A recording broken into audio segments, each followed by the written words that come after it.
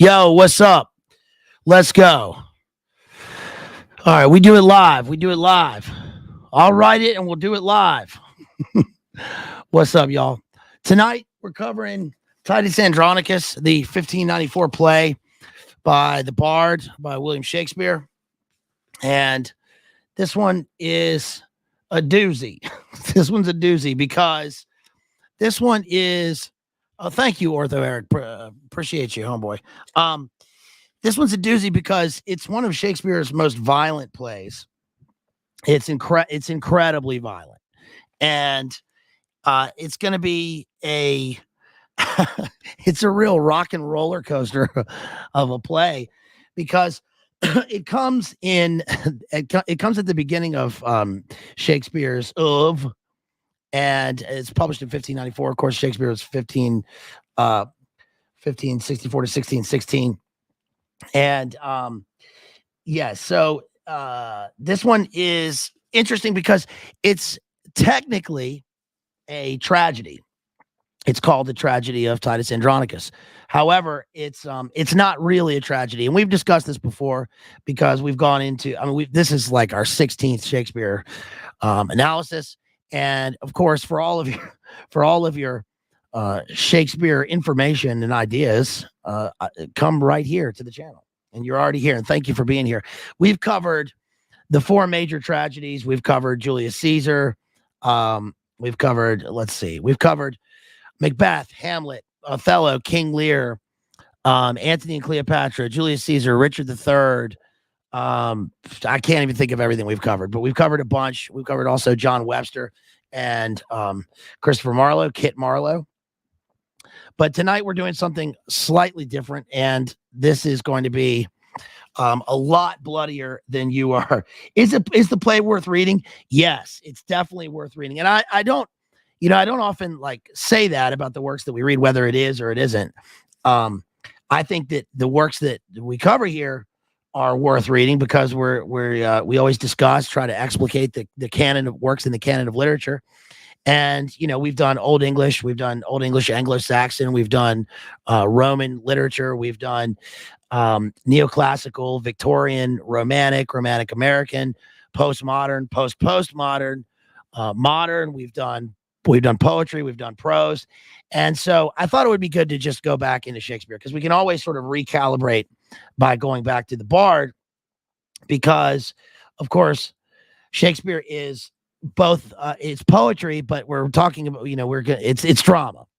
And this one's interesting again because it's so bloody, it's so violent, and it's also different because it's fictional. It's not based in Roman history. Shakespeare took a lot of this play from Ovid's Metamorphoses, and in fact, that book will play a part. We need to probably do a whole analysis of Ovid.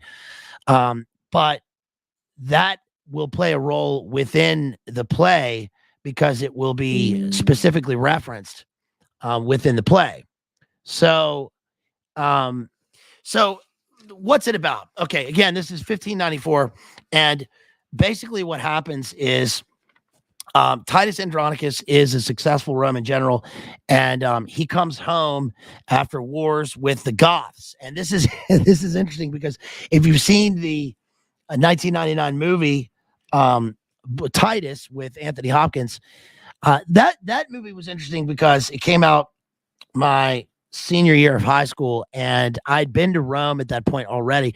When I went to Rome in 1994, summer of 1994, when you went to the Colosseum, there was no like ground, there's no floor of the Colosseum. It was all, it's a big ruin, but it was like a cavernous, and you could see the gladiatorial passages underneath, right there because there's no floor.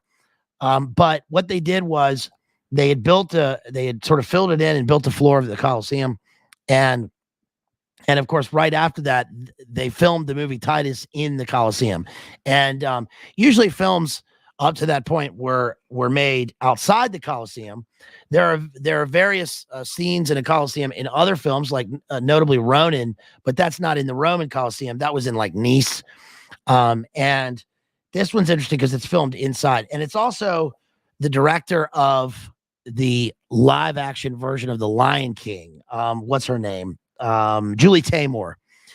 The Lion King still right. I think it had just premiered in New York at that point, or it came out right after that. But this is one of her first movies, and it's a really visual film adaptation of the play. We're not going to be really explicating the film today. I'm just going to be talking about the text. So my thesis for this really is I don't know, this is probably a pretty academic or esoteric thesis for this play. In that really, I think that the play represents this kind of like nexus point between classical literature and Anglo-Saxon literature. And the reason for saying that is because when you look at the text, it's completely different from any of Shakespeare's other 37 works, 37 works. But you can see the Shakespearean voice within the text, and we can see, it's good that we're reading this now, or that we're talking about it now, because really the other works that we've read are kind of prerequisites for this play. Like, we can see this play, even though it precedes the other plays, it sets up a number of other plays, and it sort of helps us to gain a better understanding of those plays. And by gaining a better understanding of Shakespearean works, we gain a better understanding of a number of things: ourselves, of course, our worldview, what has created the Western world, especially Western language, and a number of references to things that are still relevant today and continue to kind of be the past is prologue, right? Kind of be a prediction of what's going on in the future. What's up, TZ? So, for instance, we see sort of prerequisites in this by reading this play. We see Macbeth, Othello, Julius Caesar, Antony and Cleopatra, a bunch of other ideas. We see the seeds of those plays within this play. But this play, really what it also represents, it's kind of like we're seeing the two great things that influence Shakespeare, which would be classical literature like Ovid, and really the tradition of Anglo-Saxon or Old English that gives rise to Middle English and then gives rise to modern English, which is Shakespeare. And the reason that I say that is because when you read the lines of verse, really they are constructed, this is my opinion, they are constructed in terms of the Anglo-Saxon line of verse. And what I mean by that is, you can go back and watch our Beowulf and our Seafarer and Anglo-Saxon streams from about a year ago. But the Anglo-Saxon line is different because, of course, it's Old English and it almost reads like phonetic English. It's this, again, like the seed of modern English, but it's also, it's purely Germanic. But the line is constructed in the sense that, yes, in this play, we have the basic iambic pentameter line, and I've discussed that enough, so I'm not really going to go into that too much until we get to specific parts of the form and content. But we have the basic line of iambic pentameter, and we have the world in one line. Each line is supposed to represent the world, and the line break is a falling off onto the next line, into the next sort of understanding of the world. But in this, it's different because the lines are often split up in terms of sound by alliteration and cacophony, which like creates what you call like an internal rhyme. And so like throughout the play, we see these internal rhymes. They're not really true rhymes. They are more sound rhymes or alliterative rhymes, sort of quarter. I mean, they would be half rhymes, but sort of quarter rhymes. And that introduces a sense of unity and variety. The unity of the line, which is supposed to represent the unity in the power structure and in what Titus is trying to achieve and what various members of the elite in the play are trying to achieve. And then the variety of all the shenanigans that they're doing. So what happens in the play is basically that Titus comes back from the wars with the Goths, and he's got this lady Tamara with him. And Tamara is the queen of the Goths. And they ask Titus to be the ruler of the Romans. And it's just like Julius Caesar, because remember in Caesar returns from the war and he's offered the crown 3 times. He denies the crown 3 times and then declares himself dictator for life. And that gives the impetus for the actions in the play where he's assassinated like midway through the play, right? But in this, what happens is Titus is too old to take on the role of ruler, and he's lost like 21 sons in the wars with the Goths on the edge of the empire. And he denies this, and then it's handed over to somebody else. And then the other dude, who's the other character? Let me look at the contents here because I forget the name of the guy. It is Saturninus, of course. Saturninus is the elder son of the former Roman emperor, and then he assumes, the tribunes and the Senate, they vote for him, and he becomes the emperor. And then he takes Tamara as his bride. And then what happens is like a series of wild events and shenanigans happen in this, because Tamara hates Titus. And the reason that she hates Titus is because he has made war on the Goths for so long. It's like this, everlasting war that he's made. And all of a sudden she's brought back to Rome. And so she hates him. He secretly hates her because he has lost all of his sons in battle to her people. So what happens is she has 2 sons, and the 2 sons basically make war on Titus by capturing his daughter Lavinia at the behest. They both want to be with her, but they are they're they are then intercepted by this guy, Aaron the Moor. And Aaron is really, he's like a Iago character in Othello, but he's Iago. Remember when we discussed Othello? Iago is different because Iago seems to have a motivationless drive for just to do evil. He never discusses his motivation. He just wants to do these things. Well, Aaron has a reason for this, and Aaron is pure evil, but on a whole other level. And he tells the two sons basically, instead of fighting over who's gonna marry Lavinia, why don't you what he says is basically he says kidnap her, take her to this hole in the woods, and he advocates that they roip her and then mutilate her. So they cut off her hands and they cut out her tongue, and then she comes screaming out of the woods, and she's met by a bunch of people, Saturninus and all these people, and Titus, and they're like, "What happened to you? Who did this to you?" And the two sons are there, and they're like, "We'll get revenge on whoever did this." And she can't say anything because her tongue has been cut out, and she can't point to them because her hands have been replaced by tree branches.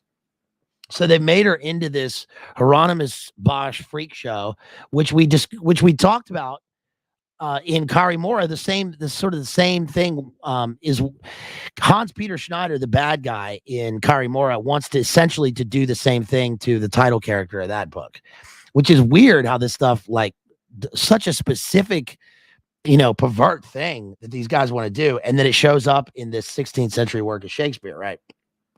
Well, Titus then is given the opportunity by Aaron, who he doesn't know. Aaron wants revenge on everyone, but he just wants to do evil for evil's sake.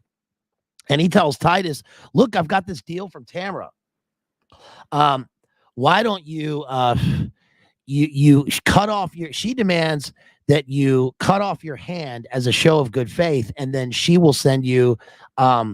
She will tell you. You'll find out who did this to your daughter, Lavinia. And so he cuts off his hand, and he sends it. And what he gets in return is the decapitated head of his son. Meanwhile, also Titus has killed one of his sons because he wants, at the beginning of the play, his son gets in the way and Titus stabs his own son. And then what happens is, I'm giving kind of a broad overview of the play here. Then what happens is basically that they provide a way for Lavinia to name the people who did this, and Titus decides to get his revenge by capturing the two sons, and he wants to get his revenge on Tamara and Saturninus, and he captures the two sons. He slits their throats. He bakes them into a pie. This is Shakespeare. Can you believe this isn't a Shakespeare play? He bakes them into a pie. He has a big banquet. Tamara is there. He serves her the pie. She eats her two sons. He says, "Congratulations, you've now eaten your two sons." He gets he stabs he kills Tamara. Saturninus kills Titus. Titus dies. The sons kill Saturninus, and then one of his sons ascends and becomes the new emperor. So that's what happens in the play. It's pretty brutal. And one thing about this is that that's different from other Shakespeare plays is that Shakespeare kind of, you can see the progression of his his craft, because later on, especially with Henry V, we'll see that it'll do more for the audience and later for the reader to do the violence off stage, because number one, it's impossible to do battles on stage at the Globe without them looking hokey. So it's left to the audience's imagination. This kind of comes from a Greek rule of tragedy. But in this play, a lot of the violence is done on stage in terms of we see Lavinia come out looking horrid. So one thing that this did for Shakespeare in terms of the history of his plays is it sort of started him off. It's not his first play, but it started him off with a bang in terms of his career, because audiences were so shocked by this. And this later was something picked up by John Webster. And we've covered John Webster when we did the Duchess of Malfi. And then he also wrote The White Devil, where, remember in the Duchess of Malfi, a guy he has lycanthropy, turns into a werewolf. There's all kinds of wild violence in the play. And John Webster sort of took that strand. He was like younger than Shakespeare, and he took that strand and ran with it. And it's to shock audiences. Something that I remember I can't find any interviews that do this now, but like 30 years ago, I remember an interview with Quentin Tarantino where Quentin Tarantino was being grilled. Sit your butt down, okay? He was being grilled about the violence and the shock value of his cinema. And one of the things that he brought up was Titus Andronicus. He says basically like, yes, I know that all this, wild stuff happens in Pulp Fiction, but consider the great, Elizabethan plays and the classical plays where, remember in Oedipus Rex, we've covered Oedipus Rex, we've covered Sophocles, where in Oedipus Rex, the guy kills his own dad, marries his mother, stabs his own eyes out, and then is forced to wander the world in exile because, like Tiresias warns him, Tiresias has no eyes, and Tiresias, the prophet in Oedipus, who also appears in Julius Caesar. Remember the beware the Ides of March. It's almost the Ides of March. It's in 2 days. He says, basically Tiresias can not see what's in front of him, but he can see the future. And Oedipus can't see what's in front of him, but he wants to create this future where he gets rid of the plague in Thebes, but he's unable to see that he's the very cause of the plague itself, right? The place is, this is almost Shining territory because like the place is haunted by the evil deeds of the ruler, right? And then there's like a physical plague. And this was also relevant during Karanka. But yeah, take her out. No, man, take her out to dinner. Show her a good time. Hang back. We got to get in character. And in this one, this play really is like, it's a fictional, version, but it shows the truth of the absolute depravity and degradation of the way that Rome is, at the end of the empire, is rotted from the inside and crumbles of its own accord because like the people that rule the empire are so depraved. And we've also talked about Caligula, and we did the 12 Caesars. So, yes, friends, Romans, countrymen, lend me your ears. I come to bury Caesar, not to praise him. The evil that men do. Right. So, Titus Andronicus, Act 1, Scene 1. What happens here is Saturninus, and it's a 5-act play. Of course, all Shakespearean plays are divided into five acts by scholars later, not by him.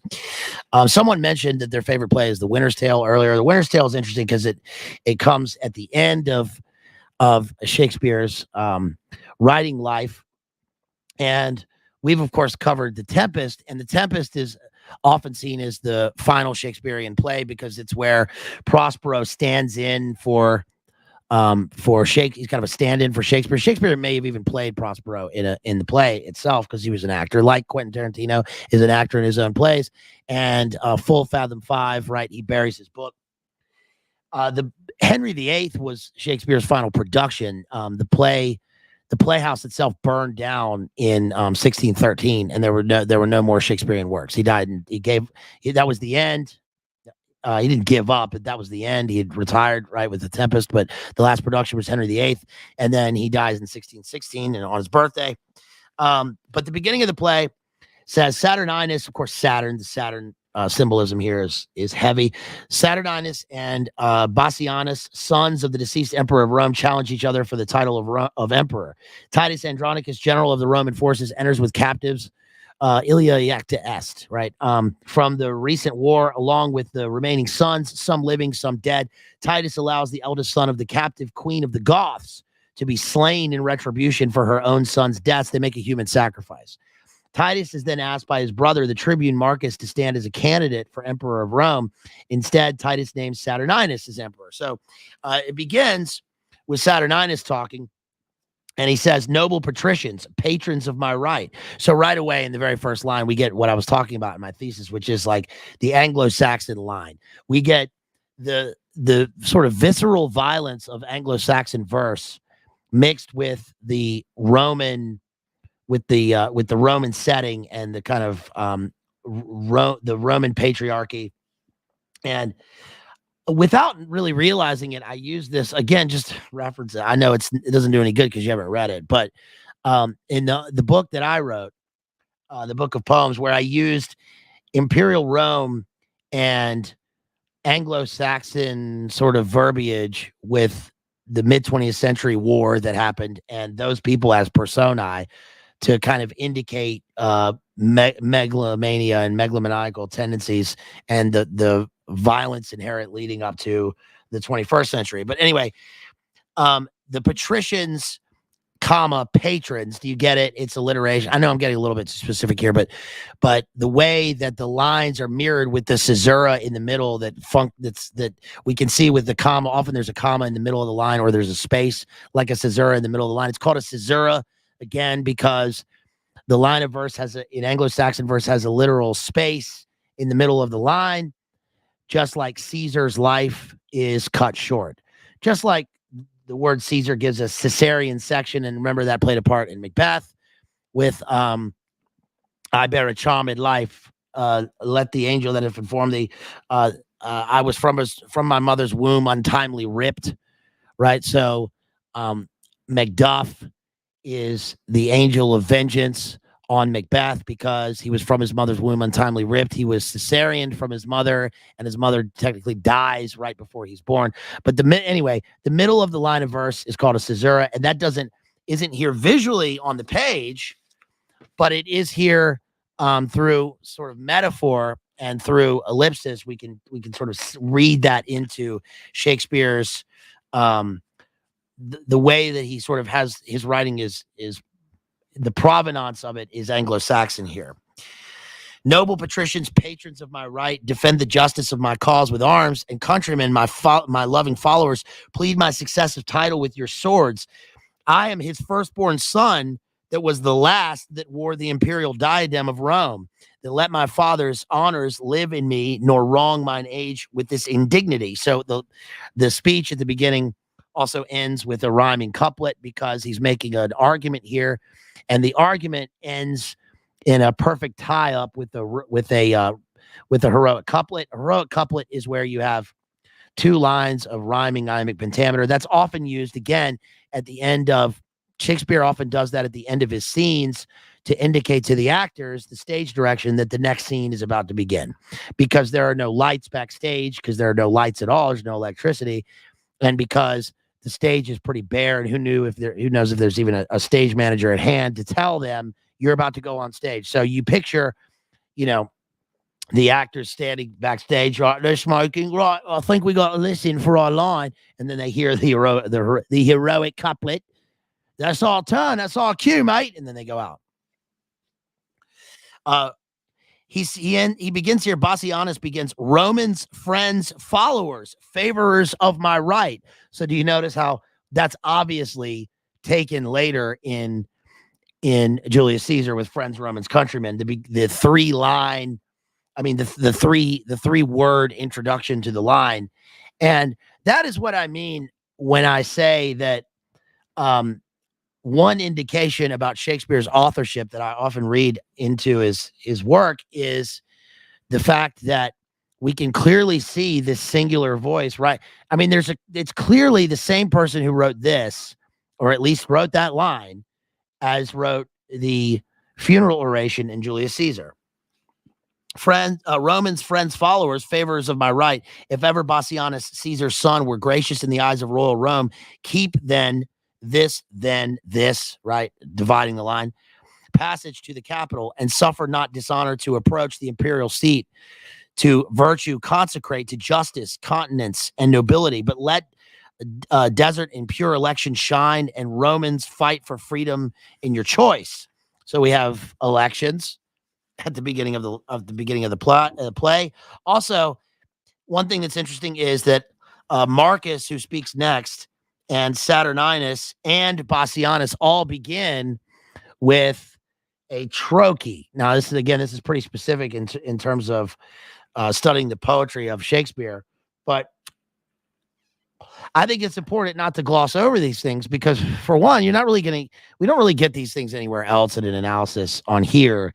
And I think it's inherent to studying what form and content mean in terms of why we're studying Shakespeare in the first place. So what I mean here is that he begins noble patricians. So instead of the line of iams, which is unstressed, stressed, he flips the two first syllables and makes it stressed, unstressed.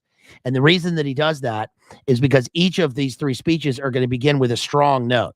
So noble, Bassianus begins Romans. Marcus begins princes. So it's a hard syllable that addresses the various stages of people to try and win an argument. And it subconsciously shows the people that he's addressing that he is paying he's deferential to them, because he shows that they are above, because there's a hard syllable that begins it. Princes that strive, by actions and by friends, ambitiously for rule and empery, know that the people of Rome, for whom we stand a special party, have by common voice in election for the Roman empery chosen Andronicus, surnamed Pius.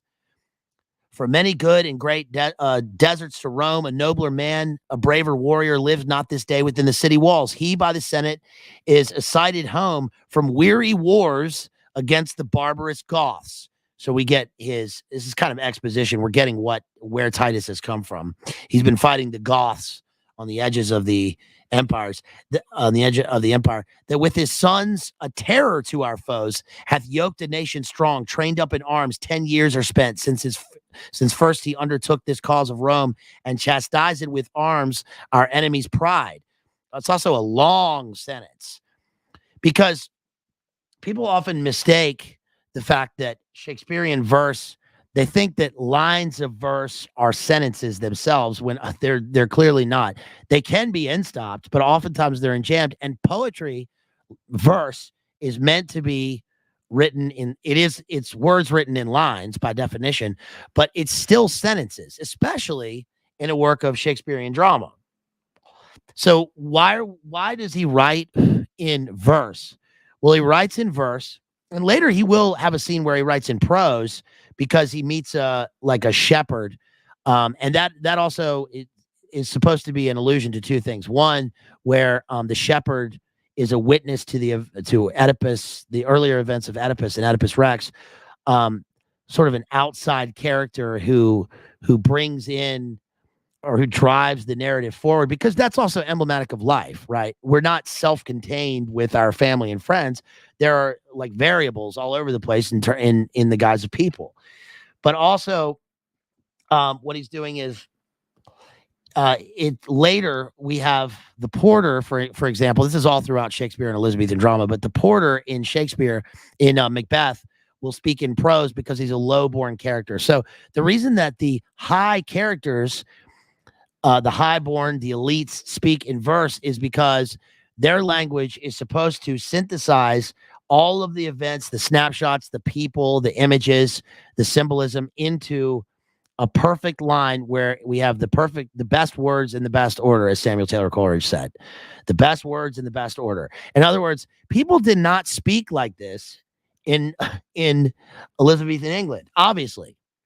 But we do have a clear distinction between the elites and the educated and the lower people in society. And we still see that now. We don't see it so much in America in terms of the way people speak. It's more of their attitude and their tone, and the way that people will lie straight to your face in terms of the people at the top of the pyramid. But you have this in England still, in British society, in terms of the way that the elites or the rich or the powerful will speak in a kind of not pure RP, received pronunciation, which is often called in America the Queen's English, or I guess now the Kang's English, King Chuck or whatever. But we, it's like when we see Prince Charles speaking like this, and well, I went to the cocktail party, whereas the lower characters will say, right, well, I asked King Chuck to come to the do, right, but he said, and it's right, and oftentimes in America, the closest thing we get to that is like the high accent of the like New England elite versus what they see as the Southern accent. Of course, in truth, the Southern accent, or especially the old Southern accent, especially of the planters and the landed gentry and aristocracy, will supersede that of the New England accent, right? But that's the kind of the closest thing that we have to that here in America. And so again, they're speaking verse because it's supposed to be, they didn't speak like this in real life, but this is supposed to be what they would have said or could have said if everything were perfect. And that's why we have lines of verse in the first place. Yes, I agree with Toledo. The HBO series Rome was so good. And I especially liked it because what's the guy's name who played Julius Caesar? Somebody look that up for me. The actor who played Caesar in Rome. I like him because that guy's besties. He's BFFs with Liam Neeson. He's also one of the patrons of the Lyric Theater in Belfast, and he went to Queen's University where I went. I think he was born in, he's older now. He's born in 1952. He's older than us, but I've always liked that dude. He's in a lot of movies, and he was in a version of The Turn of the Screw. Test of the D'Urbervilles that we talked about when we did the Tess Thomas Hardy stream. Anyway, I digress. He says, 5 times he hath returned bleeding to Rome, bearing his valiant sons in coffins from the field. And now at last, laden with honor's spoils, returns the good Andronicus to Rome, renowned Titus, flourishing in arms. Let us entreat by honor of his name, whom worthily you would have now succeeded in the capital and senate's right, whom you pretend to honor and adore, that you withdraw you and abate your strength, dismiss your followers, and as suitors should, plead your deserts in peace and humbleness. And then, let's see. What happens is Titus says, Act 1, Scene 1. Act 1 has only one scene. Kieran Hines, that's it. Thank you to Crispy in the old country there. Thank you, sir. It was actually Genghis. Thank you. Yes, it was Sean Penn originally. No. Titus says, Hail Rome, victorious in thy morning weeds. Lo, as the bark that hath discharged his fraught returns with precious lading to the bay, from whence at first she weighed her anchorage, cometh Andronicus, bound with laurel boughs, to resalute his country with his tears of true joy for his return to Rome. Thou great defender of this capital, stand gracious to the rights that we intend, Romans, of 25 valiant sons, half of the number that King Priam had. Behold, the poor remains alive and dead. Kind of a rhyme there. And what he's saying here is that he lost half of his sons, 25 sons, in the wars against the Goths. And this is half the number that Priam lost in the Trojan War. So again, we have the comparison with the classical world here. Behold, he says, these that survive, let Rome reward with love. These that I bring unto their latest home, parallelism there, with burial amongst their ancestors. Here Goths have given me leave to sheath my sword. Titus, unkind and careless of thine own. Unkind and careless. Do you see how the alliteration goes in almost every line? It's like an Anglo-Saxon line of verse. It's also hard and tactile here. The unkindest cut of all. Why sufferest thou thy sons unburied yet to hover on the dreadful shore of Styx? Make way to lay them by their brethren. They open the tomb. That's actually a Shakespearean stage direction. He's spare with his stage directions, but he says here they open the tomb. The Winter's Tale has, of course, we mentioned before, the most famous Shakespearean stage direction, which is exit pursued by a bear. And sleep in peace, slain in your country's wars, O sacred receptacle of my joys, sweet cell of virtue and nobility. How many sons hast thou of mine in store that thou wilt never render to me more? Again, the rhyming couplet at the end of the speech there. And they say, Lucius says, give us the proudest prisoner of the Goths. And so what they do is Tamara comes in. She's the queen of the Goths.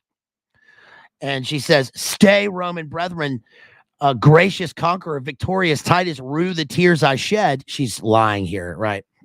Be like, appear as the flower, but be the serpent under it. She's almost like Queen, she's like Lady Macbeth, like on Lady Macbeth on meth. A mother's tears in passion for her son, and if thy son were ever dear to thee, oh, think my son to be as dear to me. Sufficeth not that we are brought to Rome to beautify thy triumphs and return captive to thee into thy Roman yoke, but must thy sons be slaughtered in the streets for valiant doings in their country's cause? In other words, do we have to keep going on the war, even though the war is over and it was on the outskirts, and now we're here in central Rome? Let's end the war. Oh, if the fight for king and common weal were piety in thine, it is in these. Andronicus, stain not thy tomb with blood. Wilt thou draw near the nature of the gods? Draw near them then in being merciful. Sweet mercy is nobility's true badge. Thrice noble Titus, spare my firstborn son. Patient yourself, madam, and pardon me. These are their brethren. This is Titus speaking, whom your Goths beheld alive and dead, for their brethren slain religiously. They ask a sacrifice. To this your son is marked, and die he must, to appease their groaning shadows that are gone. And so he says, nope, we're going to sacrifice your son. And this pisses her off. They exit with a Larbus. And she says, oh, cruel irreligious piety. And from thence we get here's what my note says. Human sacrifice. The limbs lopped is just like in Carimora, because they lop the limbs, and that's what they'll end up doing to Lavinia. That's mirrored in the play. That's how she gets her revenge, through her sons, whom she encourages through Aaron to roip and mutilate. Later, by the way, Titus ends up killing his own daughter, and his justification for this is he can't see her live in absolute misery for the rest of her life. But this shocks even his enemies. This is like Hans Peter's Hieronymus Bosch drawings of Carimora that Terry Robles finds. That's a detective in Carimora, and Thomas Harris's Carimora that we just covered. And so Lucius says, Alarbus limbs are lopped. Alarbus limbs are lopped. And entrails feed the sacrificing fire, whose smoke like incense doth perfume the sky.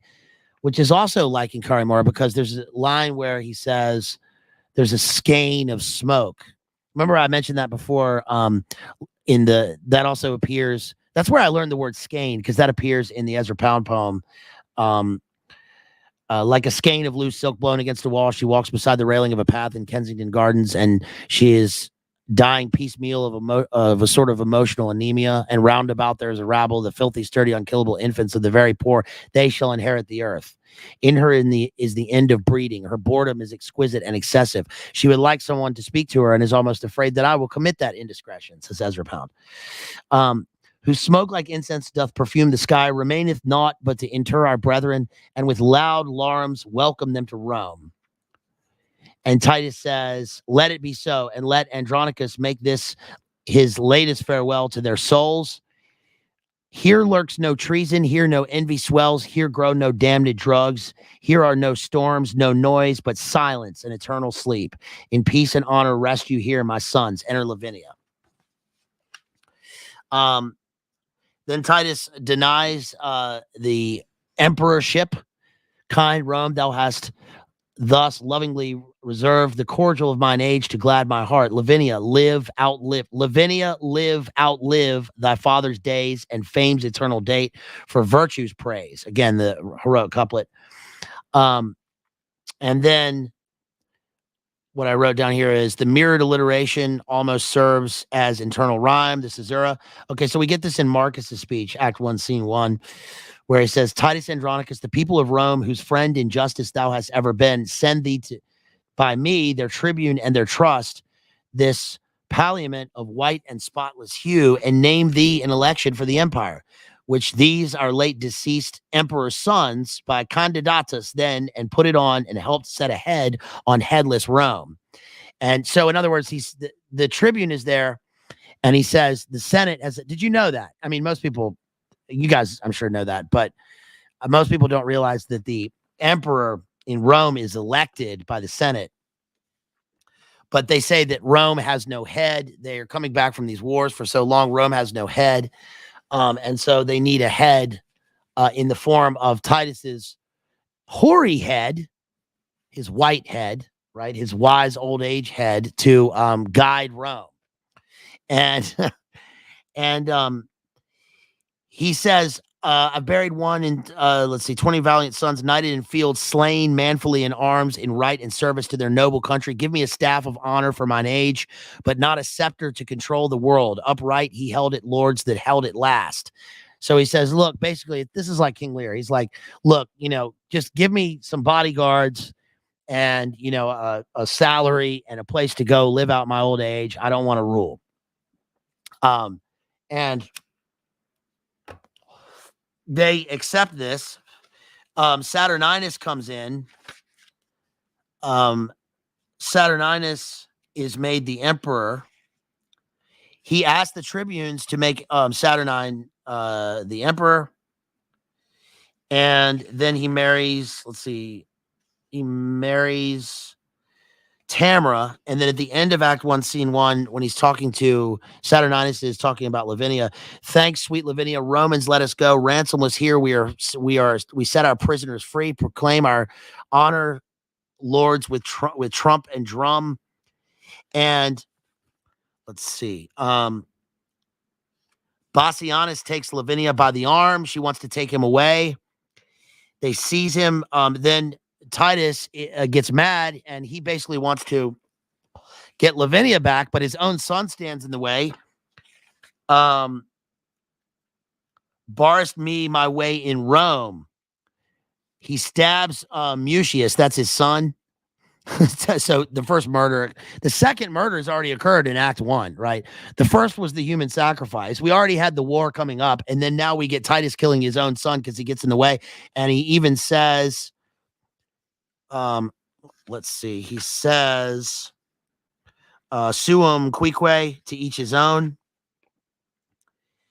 And then Saturninus at the bottom of this page 29, which is Act 1, Scene 1, line 305 in the play, says, no, Titus, no, the emperor needs her not, nor here, nor thee, nor any of thy stock. I'll trust by leisure him that mocks me once, thee never, nor thy traitorous haughty sons, confederates, all thus to dishonor me. So immediately Saturninus turns against Titus, and he says, go give that changing peace to him that flourished for her with his sword, a valiant son-in-law thou shalt enjoy, one fit to bandy with thy lawless sons, to ruffle in the commonwealth of Rome. Titus says, these words are razors to my wounded heart. And then we get a Oedipal reference from Tamara. And here in sight of Rome, of heaven to Rome, I swear, if Saturnine advance the queen of Goths, she will a handmaid to be to his desires, a loving nurse, a mother to his youth. Do you get why that's Oedipal? Because Tamara says, I'll marry you, Saturninus, and I'll be your wife and mother. Right. And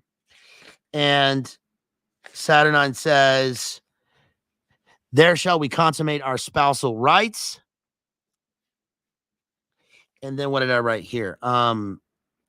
They deny him the burial in the martial tomb to the based brawl slain. So they won't bury they won't bury his son in the tomb where all the other sons are buried because they died in war, but this one died in a conflict standing against his dad, so they won't bury him in the same tomb. No man shed tears for noble Mutius. He lives in fame that died in virtue's cause, says Lucius, who is the brother of Mutius. And then we get the first mention of Roip, where Saturninus says, traitor, if Rome have law or we have power, thou and thy faction shall repent this. R-A-P-E. R-A-P-E, you call it. It's a shame I can't read it. I'm reading Shakespearean, but the bot won't be able to tell that I'm reading that, just in case. So we're not going to read that part. And then Tamara, here's Tamara's soliloquy at the end of Act 1, Scene 1. This is pretty interesting. I'm going to speed through the other acts and scenes. I'm consuming these mediums right here, these mediums. He says, or Tamara, the queen of the Goths says, not so, my lord. The gods of Rome forfend. I should be author to dishonor you, but on mine honor dare I undertake for good Lord Titus's innocence and all whose fury not dissembled speaks his griefs, that at my suit look graciously on him. Lose not so noble a friend on vain suppose, nor with sour looks afflict his gentle heart. My lord, be ruled by me, be one at last, dissemble all your griefs and discontents. You are but newly planted in your throne. That's interesting because oftentimes Shakespeare will use the metaphor of planting a tree as the symbol for the way that the royal house and its lineage, obviously its family tree, is supposed to grow. Remember Duncan says, oh, we find the newly planted when he puts he basically puts his son up above Macbeth at the beginning of the play. I think that's where he says it. I might be wrong about that part. But then Tamara in line 459 says, I'll find a day to massacre them all and raise their faction and their family. Raise, R-A-Z-E, like a razor, but raise means to raise is like what Hannibal, what the Romans did to Carthage after the defeat of Hannibal. They went back to Carthage and destroyed every building and then razed every building to the ground and then salted the earth. That's to raise. The cruel father and his traitorous sons, to whom I sued for my dear son's life and make them know what 'tis to let a queen kneel in the streets and beg for grace in vain. So she says that's the way that she it's like her thesis statement for the rest of the play, right? That's her MO.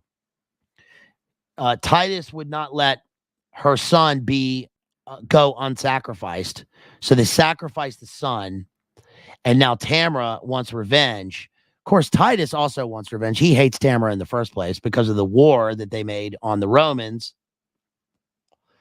and we see that he's kind of right in that sense because these Goths are so awful. And that's what's going to happen in the next scene. So in the next scene, which is actually the next act, Act 2, Scene 1, we get the introduction of Aaron, and Aaron is so bad. Actors love to play Aaron just like they love to play Iago or Hamlet, but this guy is so bad. His language is potent. And he worships Tamara. He says, now climbeth Tamara Olympus top, safe out of. So does he mean that she's a top, like he wants her to be on top of him like a whore of Babylon, safe out of fortune's shot, and sits aloft secure of thunder's crack or lightning flash because of Olympus, advanced above pale envy's threatening reach, as when the golden sun salutes the morn, and having gilt the ocean with his beams, gallops the zodiac in his glistering coach and overlooks the highest peering hills. So Tamara. It's a short line. So Tamara. That reminds me of in Robert Frost. Robert Frost does that. Psychotic poet Robert Frost does that in his poem Out, Out, which is, of course, a reference to Macbeth's speech, out, brief candle, life's but a walking shadow, a poor player who struts and frets his hour upon the stage and then is heard no more. It's a tale told by an idiot full of sound and fury, signifying nothing.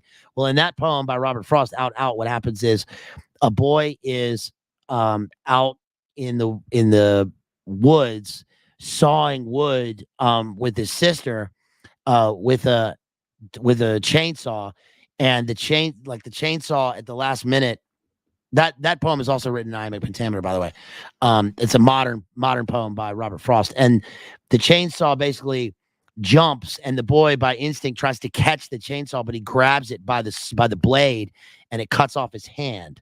And then what he does is he I forget the line, but he lifts his hand in a double sense. First, like as a kind of what's the word he uses? Not salute. I forget the word he uses, but the other is to prevent the spillage. And the spill is obviously the blood coming out of the stump of his hand. And he asks his sister, his last words are, "Don't let them take my hand." Well, the hand is already gone, and he ends up passing away. They etherize him, like in TSL, etherized upon a table. They etherize him, and he passes away. And one of the lines is "so." Period. That's a single word sentence. So, and then the people go back to their affairs. Well, in this, he says "so Tamara," because it's like that's the peak of his existence. This little part from Aaron also it's weirdly beautiful because it reminds me of when Benedict in Much Ado About Nothing says, I forget the exact lines, but he says like something like "The gentle wheels of Phoebus round about dapple the drowsy east with spots of gray." And that's what he's saying. He's comparing her to like standing on Olympus, and she's like it's weird because she's almost like a Jupiter character here, even though she's a woman. But it's almost like the roles are reversed because he is worshiping her and completely subjugating himself to what she wants. And he says, I can't read it because I've marked up the page so much. Upon her wit doth earthly honor wait. Wait, again, the internal sort of rhyme through alliteration. And virtue stoops and trembles at her frown. Then Aaron, these characters always speak about themselves in the third person. Arm thy heart and fit thy thoughts to mount aloft. And wit also is used in the reverse sense here. Her wit is often used as a phallic kind of bawdy term in Shakespeare, but he's assigning it to her here. And mount her pitch also because Aaron is Aaron the Moor. Mount her, so it's a pun. Mount her pitch, whom thou in triumph long hast prisoner held, fettered in amorous chains and faster bound to Aaron's charming eyes. I bear a charmed life that must not yield to one of woman born. His charming eyes, because he's going to charm everybody in the play, like almost as if he's charming them with the spells of his language and his eyes, because everybody who meets Aaron does exactly what he asked to do, no matter how bad, because they can't see his stratagems. Then is Prometheus tied to Caucasus, away with slavish weeds. Remember, Titus mentioned the weeds when he first got to Rome, and servile thoughts. I will be bright and shine in pearl and gold to wait upon this new made empress. It's a Luciferian image, right? Shining like, or it's rather, it's an image from Twilight, right? I shine like diamonds in the sun. Remember when Edward reveals why vampires can't go out in the daylight, which is actually really interesting that they do that in Twilight. I appreciate that part, because what they're saying is that the vampires can't go out in the light, not because, and this makes sense, not because they're scared of the light, which does obviously make sense because they're creatures of the night. Listen, creatures of the night, what beautiful noise they make. Remember in Dracula? Because they can't stand to be in the light of God, so they are purposefully hiding in the shadows and darkness.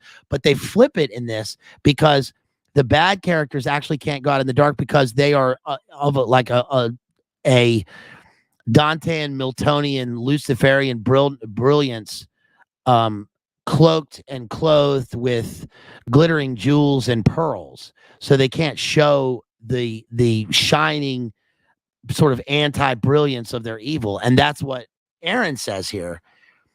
To wait upon this new empress, to wait, said I, to wanton with the queen. He wants to get dirty with her. He wants to get wild with her, to wanton with this queen, this goddess, this Semiramis, this nymph, this siren that will charm again, Rome's Saturnine, and see his shipwreck and his common wheels. Holla! What storm is this?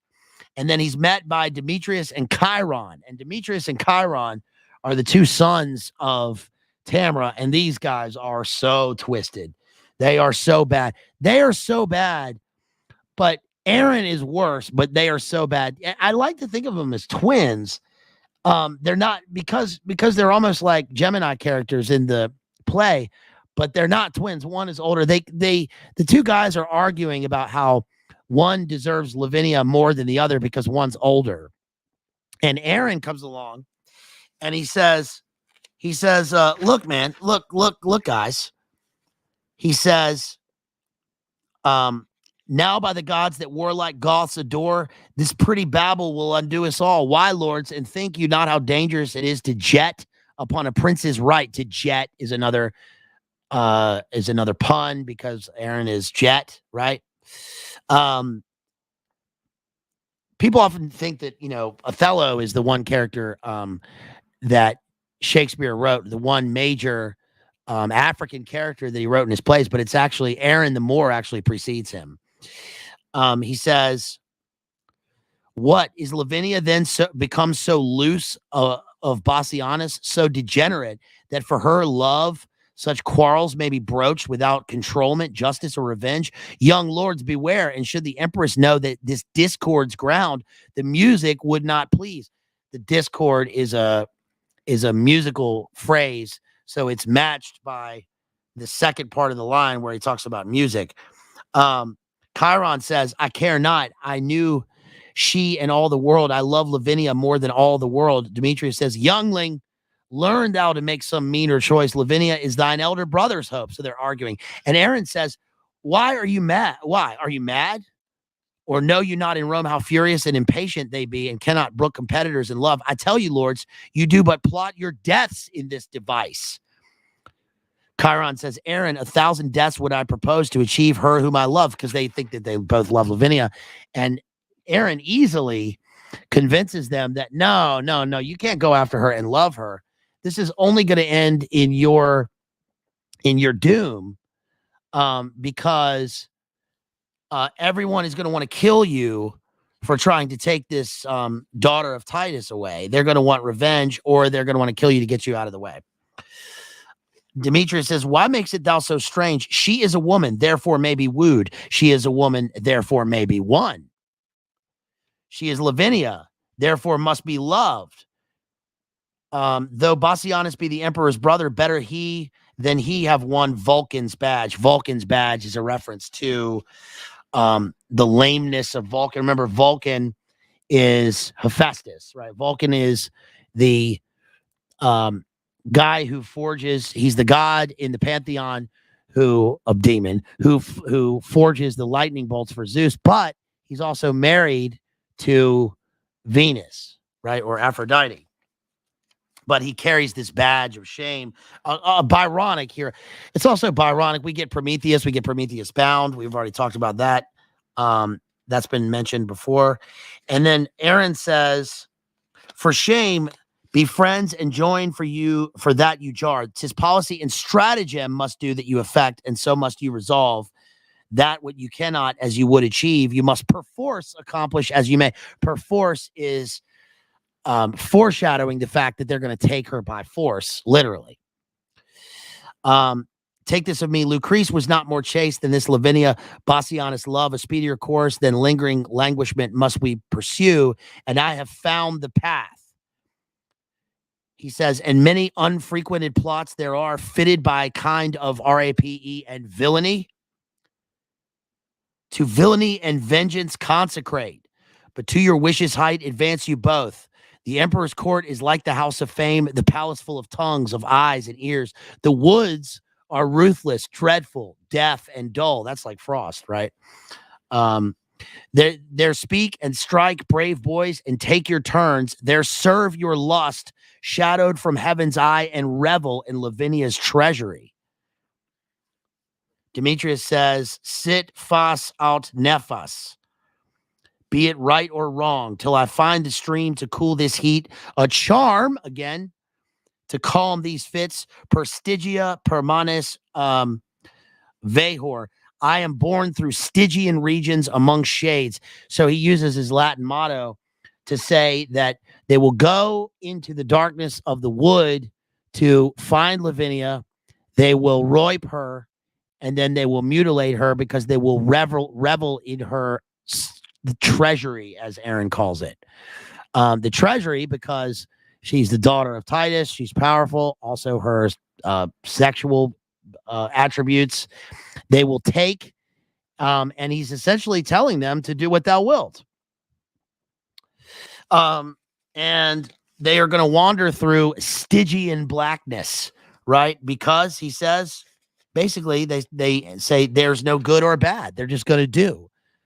They're Goths, man. Scene 2.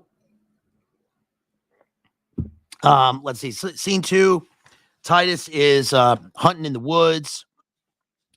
And the hunt, also, he says, Titus says, the hunt is up, the moon is bright and gray, the fields are fragrant, and the woods are green.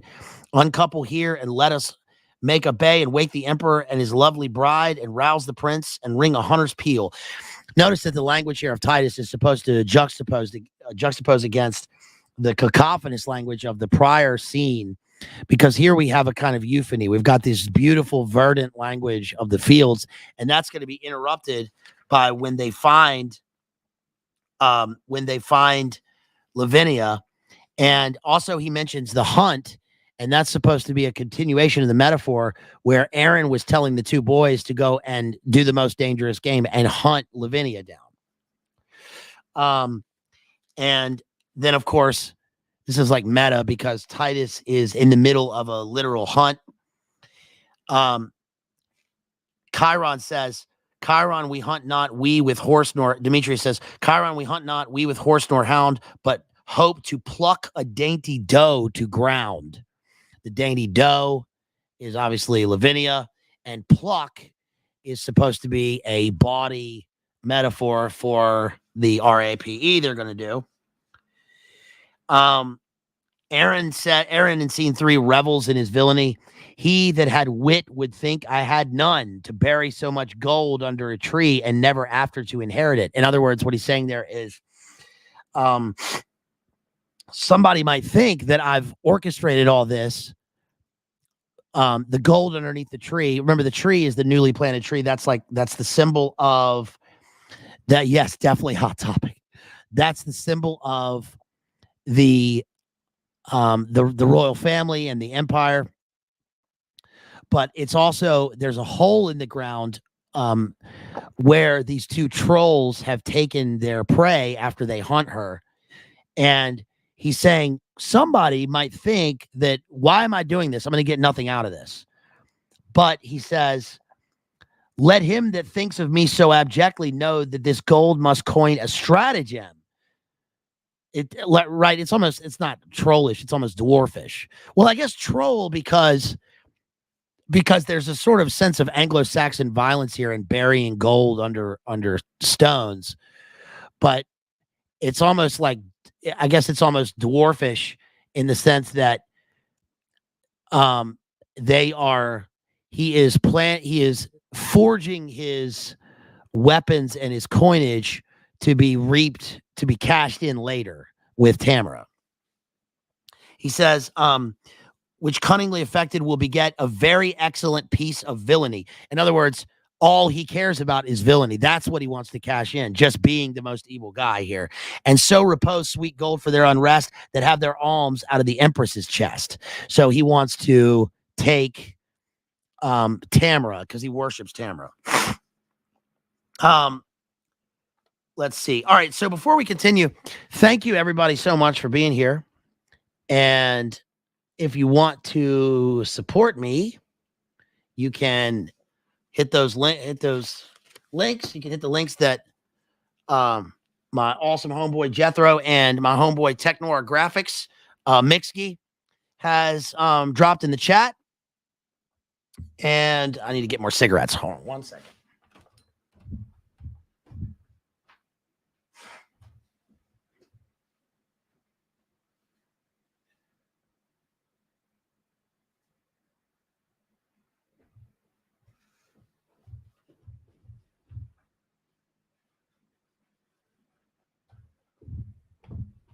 Okay. Yeah, if you want to hit those links and you want to support me, I sure would appreciate it. Thank you, Genghis Khan. Really appreciate you, homeboy. And I saw one earlier. Thank you, Genghis Khan, for that $9.99. My homeboy out there who drops a super chat. Also, thank you to Melaforta, who drops $5, $5 super chat, and says, love the Shakespeare streams, BLA. Yes, thank you so much. Really appreciate it. I mean, look, you know, this is pretty I don't know if it's highbrow stuff. I'm just trying to make it, I'm trying to both make it palatable for people so that they can, you know, I'm also analyzing the play here. So you don't have to read it. If you don't want, you can. This play isn't performed that often, but it is a great play. And, I guess I would recommend, if you're going to watch a Shakespearean movie, Shakespearean movies are difficult to do. And the reason is because usually the people producing them don't really understand the language, and they have this weird mix of reverence for Shakespeare mixed with a kind of over reverence in terms of understanding what the language is saying and making it, I don't know, making it understandable for a modern audience, which it's easy to do. The best examples of Shakespeare in terms of film adaptations, I think, are one, my favorite is Roman Polanski's Macbeth. I think it's so well done. It really gets the essence of the play, like in such a visceral manner. It's really dark, but the actors are top notch. Another would be Kenneth Branagh's Much Ado About Nothing, which is a comedy, one of Shakespeare's comedies, which people often kind of overlook in terms of the in terms of his works. And Kenneth Branagh's Hamlet is great, but it's more that film is more about, okay, we're going to do the entire play uncut as a film, and just that will be the great, you know, that will be the great satisfaction. It is great, and it's visually great, but probably based Mel's interpretation of Hamlet in a lot of ways is more accurate, because both of the characters are kind of too old to play the character. And we've covered Rosencrantz and Guildenstern are dead. But Mel's interpretation of Hamlet is probably more accurate in terms of, I guess, my own view. You can stage Hamlet so many different ways. And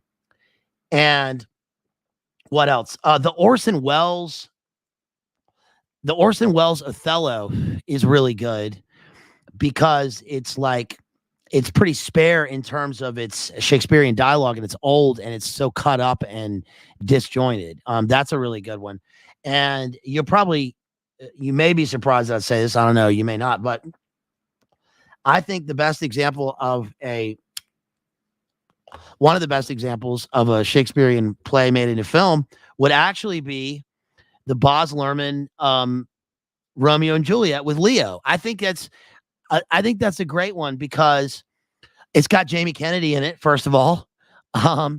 And I like how they set it in Mexico, and it was kind of a new, all of the like Shakespearean film versions that tried to be hip and stuff after that come after that version. And I like the soundtrack to it. And I think it gets the essence of what Romeo and Juliet is in a way that other versions don't, and that other film versions don't. But the version of Titus in 1999 by Julie Taymor is pretty good because what she obviously did was she took the fact that there are Goths in the play. Tamar's the queen of the Goths, and she really made it truly Gothy. Like it's really good. Oh yeah, of course. Yeah, living the dream. Yes, big shout out to Arnie's Hamlet. Yeah, to be or not to be, not to be. Something's rotten in the state of Denmark, and Hamlet's taking out the trash. Right, and he's got an Uzi. That's a great version of Hamlet, by the way. But this play is not often performed on stage, and that one's also really good because the guy who plays Aaron the Moor is the guy who trained Obama. Remember how he like met with that actor, and that actor is the guy who is in Matrix Revolutions? Is that the one where they have the cave rave? That's the actor who plays, I think that's the same actor who plays Aaron the Moor, and he's really good. He's really good at it. But he's the guy that Obama took like the presentation lessons from, supposedly. Tamara meets with Aaron here in Act 2, Scene 3, and she says, this is a euphemism scene. My lovely Aaron, wherefore lookst thou so sad? Remember, wherefore means why. When everything doth make a gleeful boast, the birds chant melody on every bush, the snakes lie rolled in the cheerful sun, the green leaves quiver with the cooling wind and make a checkered shadow on the ground. Oh, Luminate confirm.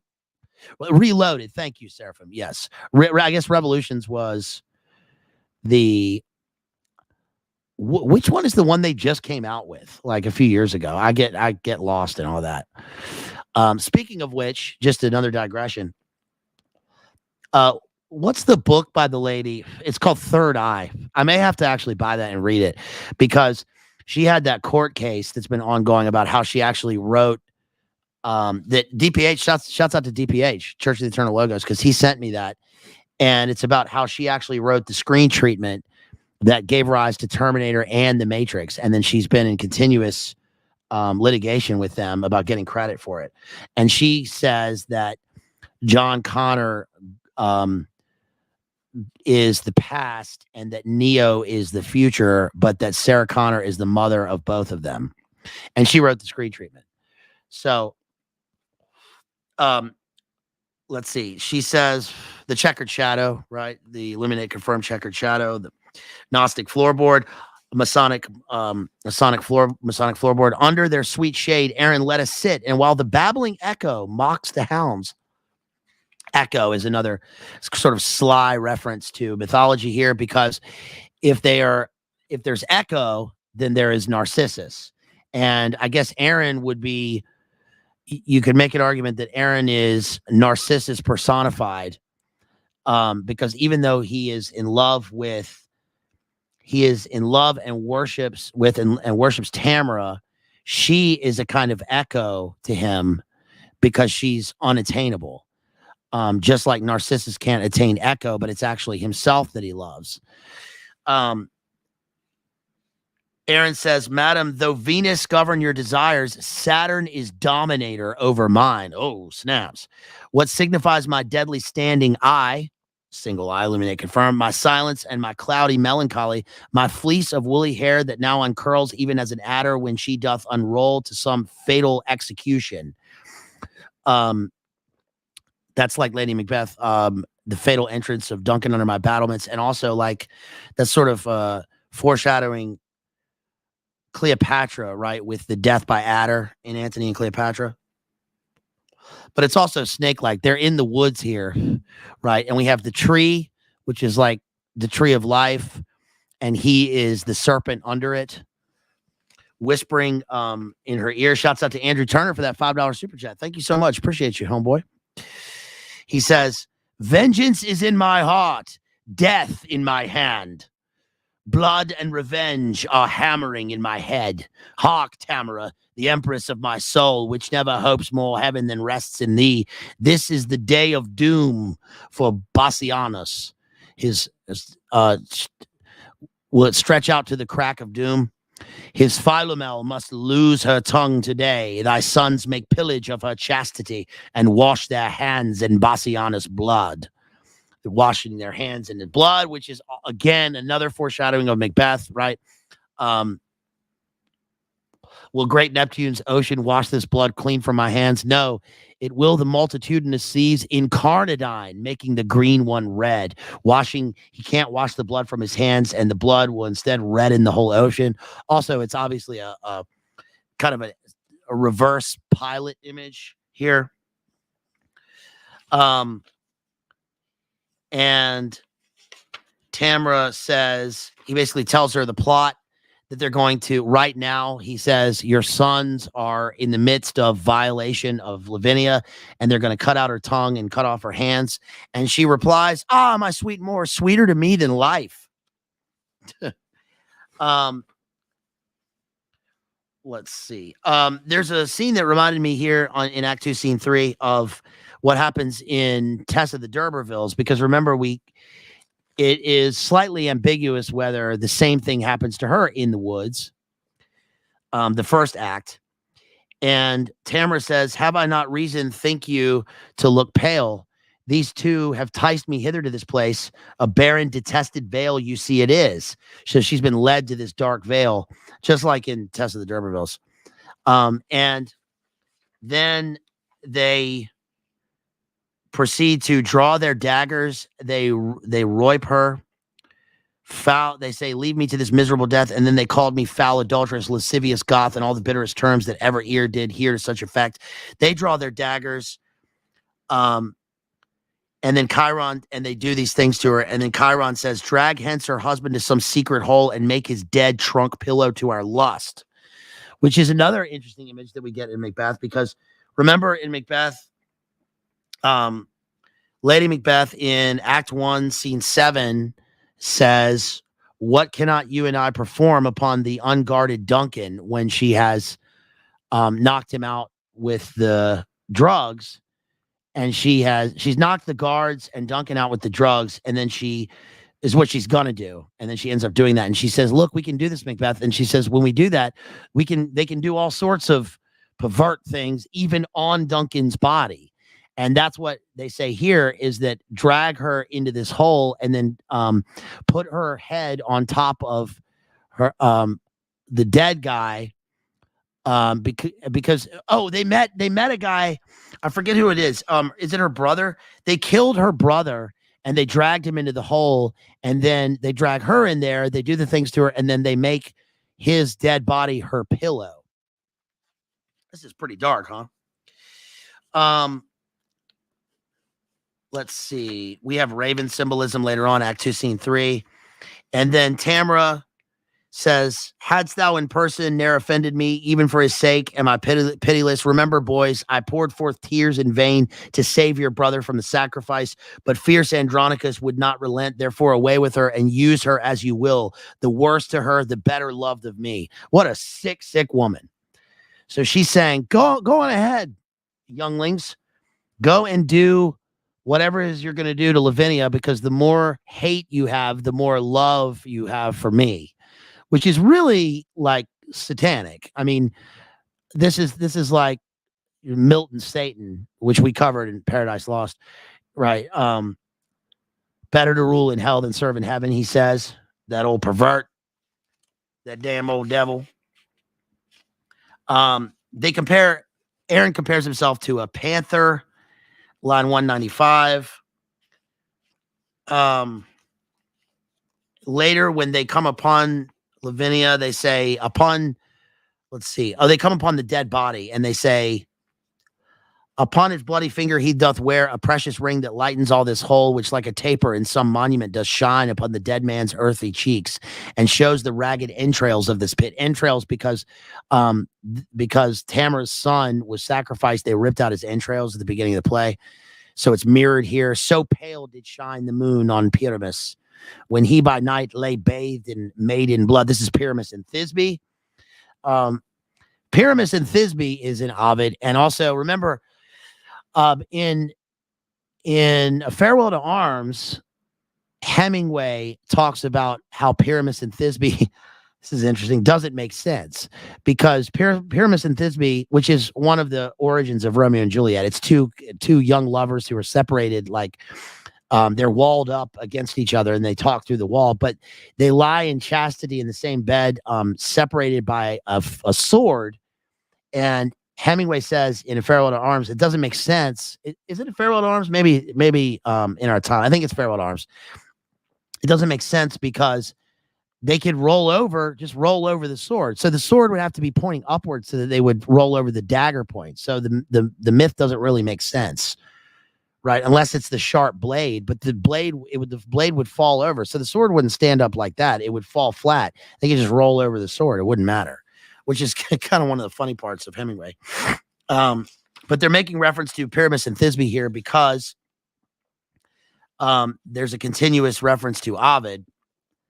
And later Lavinia will not say because she has no tongue, but she will say later on, this can't happen to me. I mean, what happened to me is like what happens in Ovid with Philomel.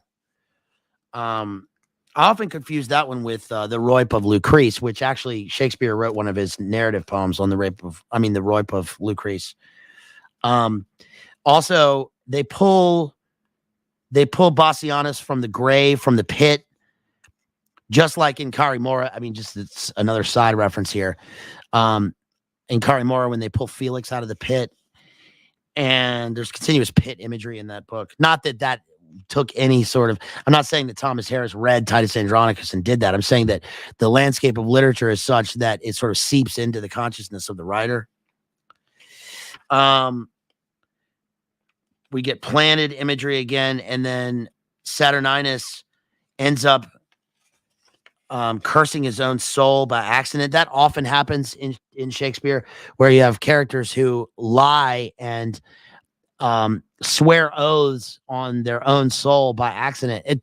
That probably comes from Oedipus, because Oedipus in Oedipus Rex is continuously swearing that he will blind or kill the person who caused the plague when it's actually he himself, and that's why what happens to him happens to him.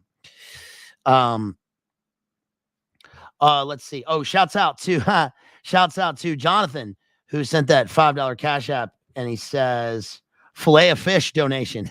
Thank you so much, homeboy. Really appreciate that. Shouts out to Robert, who sends $10 on Cash App for being based. You the man. Thank you so much. Really appreciate you, homeboy. Thank you so much, homeboy. And I got your other name in here, but now that I've said your first name, I'm not going to dox you by linking the two. So thank you so much. Really appreciate you. Thank you so much. That means a lot to me. Let's see. Marcus comes in, end of Act 2, Scene 4. Alas, a crimson river of blood, like to a bubbling fountain stirred with wind, doth rise and fall between thy rosed lips, coming and going with thy honey breath. But sure some Tereus hath deflowered thee, and lest thou shouldst detect him, cut thy tongue. Ah, now thou turnst away thy face for shame, and notwithstanding all this loss of blood, as from a conduit with 3 issuing spouts, yet do thy cheeks look red as Titan's face, blushing to be encountered with a cloud. As Titan's face, remember the Saturnine imagery. And the way that this particular passage makes me think of Mark Antony's pre-funeral oration when he's talking about Caesar. This is why it's the same writer, because remember in Caesar, he says, the wounds do ope their ruby lips, over these dumb mouths do I prophesy. So remember in Julius Caesar, Mark Antony is standing over the body of Caesar at the foot of Pompey, where he has just been assassinated. And he says, he calls them dumb mouths because the dagger wound in the body looks like a mouth, and the blood issuing from the mouth is the opening of the ruby lips, over which Mark Antony does prophesy. And his prophecy is, remember, it culminates in the speech with let slip the hounds of war. And then he goes on to the Let's slip the dogs of war. And he goes on to do the funeral oration where he fake cries, wins the argument, starts the Civil War, and then that begins the battle against the is it the second triumvirate? It's this, I guess is it the second triumvirate? It's it would be Lepidus. Yeah, no, hold on. No, the second triumvirate is Mark Antony, Lepidus, and Octavian. And they are, oh yeah, that's right. And they're fighting, of course, Brutus and Cassius. But it gives rise to the second triumvirate. Okay, so look how much I marked up the speech. So that's the end of Act 2. And I'm just going to go over some specific speeches here before I get too bogged down in the text. One is Titus in Act 3, Scene 1, where Titus is about to cut off his own hand to send to Tamara. And he says in starting line 53, "Oh, happy man, they have befriended thee. Why, foolish Lucius, dost thou not perceive that Rome is but a wilderness of tigers? Tigers must prey, and Rome affords no prey, but me and mine. How happy art thou then from these devourers to be banished? But who comes with our brother Marcus here?" So what he's saying here is that Rome is a wilderness of tigers from whence he's been away. He's been away fighting this war for so long. And he comes home and he finds that instead of a den of vipers, it's a den of tigers. Remember, Aaron compared himself to the panther, which is a sort of loose association earlier. But what it's also saying is that Rome is tearing itself apart. Remember the tiger used as the symbol of songs of experience. Tiger, tiger, burning bright in the forest of the night. What immortal hand or eye could frame thy fearful symmetry, says Blake. Later on, Marcus will later say, "Alas, poor heart." He finds Lavinia and he says, "Alas, poor heart, that kiss is comfortless as frozen water to a starved snake. Now farewell, flattery, die Andronicus." The Andronici are the family. "Thou dost not slumber. See thy two sons' heads, thy warlike hand, thy mangled daughter here, thy other banished son with this dear sight struck pale and bloodless, and thy brother I, even like a stony image, cold and numb.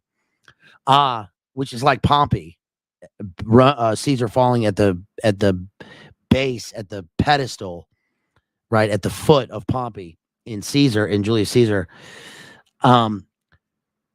Ah, now no more will I control thy griefs, rent off thy silver hair, thy other hand gnawing with thy teeth, and be this dismal sight, the closing up of our most wretched eyes, Oedipal image. Now is the time to storm. Why art thou still?" So what he says here, what's happened here is Aaron comes and says, "Listen, we could squash all this. We can find out who did this to your daughter if you cut off your hand as the sign of your oath to Tamara and to Saturninus." And he makes this so that there's further mutilation here because Titus says, "Fine," then bam, cuts off his hand, sends it. It's also like the bloody hand. It's like the Red Hand of Ulster. He sends it off in good faith. And in return, he gets his hand back and the decapitated heads of two of his sons.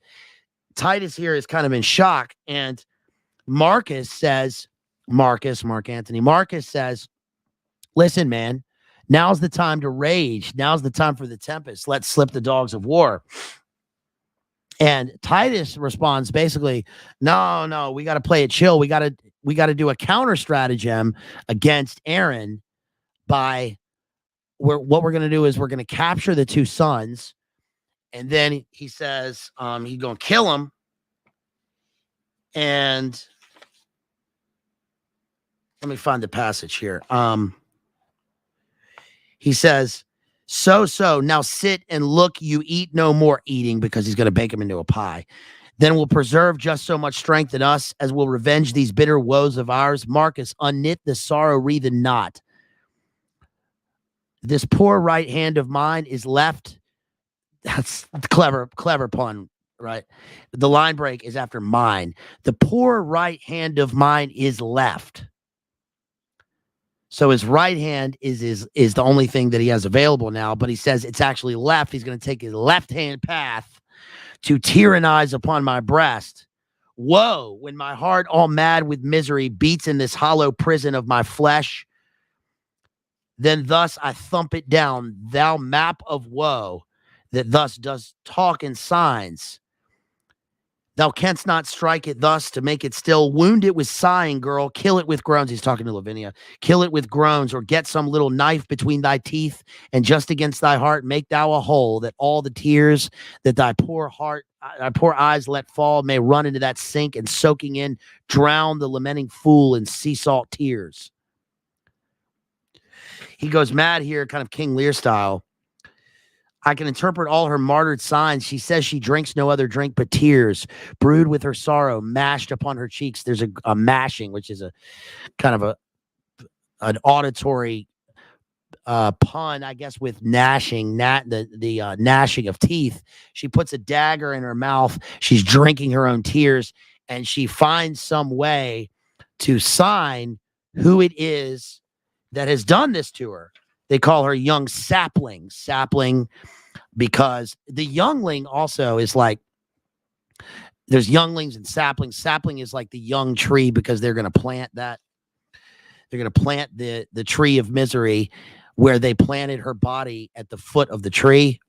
And the tree also, they're going to cut down the tree of the new imperial family. Let's see. Oh, there's one part in Act 3, Scene 2 where one of his sons kills this is interesting, because this is very John Donne. His son, all of a sudden, he's talking, and his son, like, bam, his son kills a fly. And Titus says, what are you doing? And Marcus says, alas, my lord, I but killed a fly. Titus says, but how if that fly had a father and mother? How would he hang his slender gilded wings and buzz lamenting doings in the air? Poor harmless fly. That with his pretty buzzing melody came here to make us merry, and thou hast killed him, which is a sign of kind of his going insane at this part. I also found this interesting, because I would draw a parallel between this and the Elizabethan motif of making small things, insects, bugs, into metaphors for love or for hate. The best example of that would be John Donne's The Flea, right? Where The Flea is a clever poem because it's Jack Donne. It's early John Donne. And remember, he is saying to his love, let me consecrate my love to you. He's saying, he's trying to get this girl to sleep with him. And she says, basically, look, man, I'm not going to do that. And he says, look, we've basically already slept together, because this flea bit me and it also bit you. And in it, our two bloods mingled be. So our essences are already mingled in the flea. So we might as well consecrate it. I might as well consecrate it with thee. Which is, bawdy and clever. But Jack Donne is a player. He's a player for real. And in this, they sort of use that as a sign of Titus's going kind of King Lear, pre-King Lear. And then Marcus says, pardon me, sir, it was a black, ill-favored fly, like to the Empress Moore, therefore I killed him. We're getting a little spicy in here, because he says he saw this black bug and this fly, and that's what reminded him of Aaron. And Titus says, he's got a great line here, which is, remember, Shakespeare does this with 4 O's that's T.S. Eliot. That Shakespearean rag. But here he uses 3 O's. This is a great line. Remember, the line of verse has valuable real estate. A line of verse is every word and every syllable has to both fit the line, fit the content, mirror the content, work on multiple levels, sometimes triple puns, and has to be a kind of microcosm for the macrocosm of the play. So when there's a brief line, like Titus's it's supposed to signify that here in this 3, we've got all of Titus's misery. And also the O is supposed to represent, the single letter O in Shakespeare is supposed to represent the yawning gulf. It's like he's opening his soul up and echoing a kind of Stygian darkness from his misery. Shouts out to Toledo, who sends 22 Kiwi bucks. Thank you, Toledo. She says, the Saturn symbolism seems prominent and ominous throughout the play, fitting because Saturn is the old man, decay, and morbidity, i.e. the fall of Rome. The god Saturn devours his children. Rome degenerates from the inside out. Excellent. Thank you so much, Toledo. And thank you for that really nice interpretation that we get there of some of the symbolism in the play. And it's interesting because I was just talking to a guy yesterday about Saturn symbolism and how it appears throughout the movie The Shining. One of my friends out there, shouts out to Lukesky out there, to Dr. Lukesky. And we'll be, I probably can't say much, but I'm working with a couple of my friends on a project dealing with Kubrick. And that'll come sometime probably way in the future, but it'll be something that I think you guys will appreciate, and it'll be pretty cool because we're going to be diving deep into Kubrick. That's about all I could probably say about that. Titus says, then pardon me for reprehending thee. See, that's a true rhyme. That's a true internal rhyme. For thou hast done a charitable deed. Give me thy knife. I will insult on him, flattering myself as if it were the more. Come hither and purposely to poison me. There's for thyself, and that's for Tamara. Ah, Sirrah, yet I think we are not brought so low, but that between us we can kill a fly that comes in likeness of a coal-black Moor, he says. So now he is brought to the point, pun, of revenge. And he stabs the dead fly because he says, "Oh, it represents Aaron the Moor." And that is Saturn. Saturn has shouts out to Dave Franco. Isn't Saturn the planet with the hexagonal storm at the pole? Yeah, Saturn is set, right? And where they say the Anunnaki and Satan lives on the planet Saturn. And yes, the black cube comes from the ever swirling hexagonal storm at the poles of Saturn. That is wild, by the way, that there really is a swirling hexagonal cube storm at the poles of Saturn. And Saturn worshipped by the Egyptians and by the Degen Alcralians. And Aquino, Temple of Set, right? The Setians. So Act 4, I'm going to kind of skip forward here. Let's see. Act 4, Scene 1, we get a true Anglo-Saxon, Old English, sort of Viking image here where it says, they meet this huntsman. You, a young huntsman, Marcus, let alone and come. I will go get a leaf of brass, and with a gad of steel will write these words and lay it. The angry northern wind will blow these stands like Sibyl's leaves abroad. And where's our lesson then? Boy, what say you? I say, my lord, that if I were a man, their mother's bedchamber should not be safe for these base bondmen to the yoke of Rome. They have yoked Rome. They're going to find them in their mother's bedchamber. It's not safe. Yeah. And no, Kristen. Shouts out to Kristen out there, Slow Boy Whiteboard. And her new channel, part Quattro.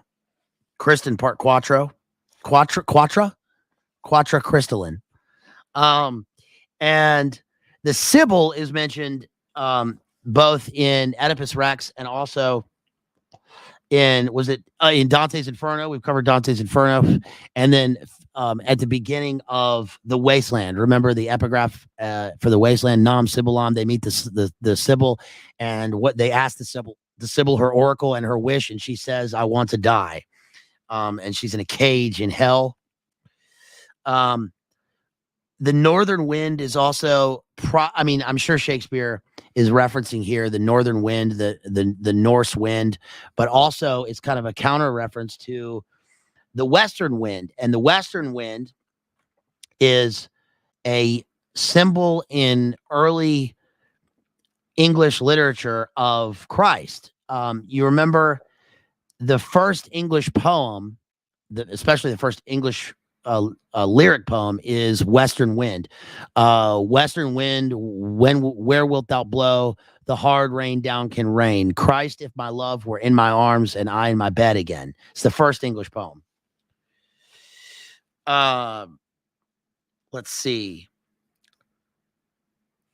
Young Lucius tells Titus, I, with my dagger in their bosoms, grandsire. He wants to kill these guys. He's going to prove himself to his granddad. Titus says, no, boy, not so. I'll teach thee another course. Lavinia, come. Marcus, look to my house. Lucius, and I'll go brave it at the court. Aye, marry will we, sir, and we'll be waited on. Jerry says, yo, was Shakespeare a bunch of different dudes, though? That's what I want to know. Shouts out to Jerry for asking that astute question, which we've all wondered and which I have not discussed here in these 17 Shakespearean streams that we've done. So also, if Francis Bacon is Shakespeare, why is Francis Bacon also writing Francis Bacon literature? Right? Why is he writing his own literature if he's Francis Bacon? Why is he going in the guise of Shakespeare? Yeah. So the committee wrote Shakespeare. No, part of this, again, part of my thesis for this stream is that we can clearly see the other works. This is those serve as kind of hindsight prerequisites for this play, for understanding this play. But all of Shakespeare's plays work in this web, where the language is so kind of cohesive, and where it is consistent and synonymous. Maybe the committee was consistent throughout all the years of Shakespeare's works. But no, he was the real dude. And let's see, Lucius comes across Chiron and Demetrius, the two gross sons. Shouts out to Evan T, who says, can you analyze Dostoevsky's Demons? Well, I have a copy of Demons here, and shouts out to Kim. Shouts out to lovely Kim out there. I've got a copy of Demons here. But I would say if you want to see an analysis and explication of Demons, for one, you should definitely go to Tristan at Primal Edge Health first, because he's got a great analysis of Dostoevsky's Demons. Remember, we covered The Underground Man on his channel back in, I guess that was like a year ago. But yes, if somebody wants to sponsor that stream, I would definitely cover that. And maybe even ask Tristan to come back and cover that. Maybe he'd be interested in that. Shouts out to Tristan out there. Love you, homeboy. Lucius says to Demetrius that you are both deciphered. Demetrius says Gramercy. Gramercy is like Gramercy Park in New York is grant mercy. It's like grant God's mercy. That's truncated into a single Elizabethan phrase. Gramercy. Lovely Lucius. What's the news? Lucius says that you are both deciphered. That's the news. For villains marked with roip. May it please you. You may be armored and appointed well, and so I leave you both like bloody villains. He says you are found out. And then he leaves them with a note. The note is from Horace's Odes, and it says, integer vitae, scalarius K, purus non eget, Adam eget, mori jaculus nec arca, and arcu, and it means he who is of upright life and free of crime does not need the javelins or the bow of the Moor. And then when they found out, by the way, what happened with Lavinia, she wrote a single word, which was in Latin, roip, and then she pointed out the brothers. In the meantime, Aaron has consummated his marriage, not his marriage, because she's married to Saturninus, but his love with Tamara. and she bears a child. And the nurse comes to Aaron. She's just had her childbirth. And the nurse says, a joyless, dismal, black, and sorrowful issue. Issue means the children that you've born. Here is the babe as loathsome as a toad amongst the fair-faced breeders of our clime. The empress sends it thee, thy stamp, thy seal, and bids thee christen it with thy dagger's point. So she says, the nurse says, here is the child that Tamara bore from you, and it's stamped with your villainy. And she bids you to sacrifice him. Aaron, at this point, says, Zunes, you whore. Is black so base a hue, sweet blouse? You are a beautiful blossom, sure. Villain, what hast thou done? Demetrius says. Aaron says, that which thou canst not undo. Thou hast undone our mother. Villain, I have done thy mother. Oh, snaps. Zing. That is wild. They say, what did you do to our mother? He says, I can't undo it. They say, you've undone her. And he says, nope, I've done her. Oh. The sons want him to kill the issue. And Aaron, at this point, it shows some virtue and says, no, it's not his fault. No, we're gonna keep him. And Aaron actually threatens oh, by the way, he executes the nurse. And he says, sooner this sword shall plow thy bowels up. The bowels, because they were disemboweled at the beginning of the play. Remember the sacrifice? Stay, murderous villains. Will you kill your brother? He dies upon my scimitar's sharp point that touches this, my firstborn son and heir. With all his threatening band of Typhon's brood. Typhon. Interesting that he is invoking Typhon here. An Alcralian Typhon, no, he's living in the abyss and confronting himself, which is now his issue. Nor great Alcides, nor the god of war shall seize this prey out of his father's hands. What, you sanguine, shallow-hearted boys, you white-limed walls, you alehouse-painted signs. He says, coalhouse black is better than another hue in that it scorns to bear another hue. For all the water in the ocean, in Carnadine, Macbeth reference, can never turn the swan's black legs to white, although she have them hourly in the flood. Tell the empress from me, I am of age to keep mine own, excuse it how she can. Demetrius says, wilt thou betray thy noble mistress thus? My mistress is my mistress, this myself. This maugre all the world while I keep safe, or some of you shall smoke for it in Rome. So in other words, he says, listen, man, if you even touch my issue, I'm gonna eliminate every single one of you and burn Rome. Okay. And he says, look, it's not so bad, right? Even the swan, and the swan is obviously an inside joke from Shakespeare because of the Swan Theater and the swan being the symbol of the poet. The swan is a symbol of the poet because of the swan song, because the swan sings its poetic, most beautiful song only at the moment of death. And he says, no, the swan is white, but has the black legs that no matter how much it has its feet in the flood, always remain the same.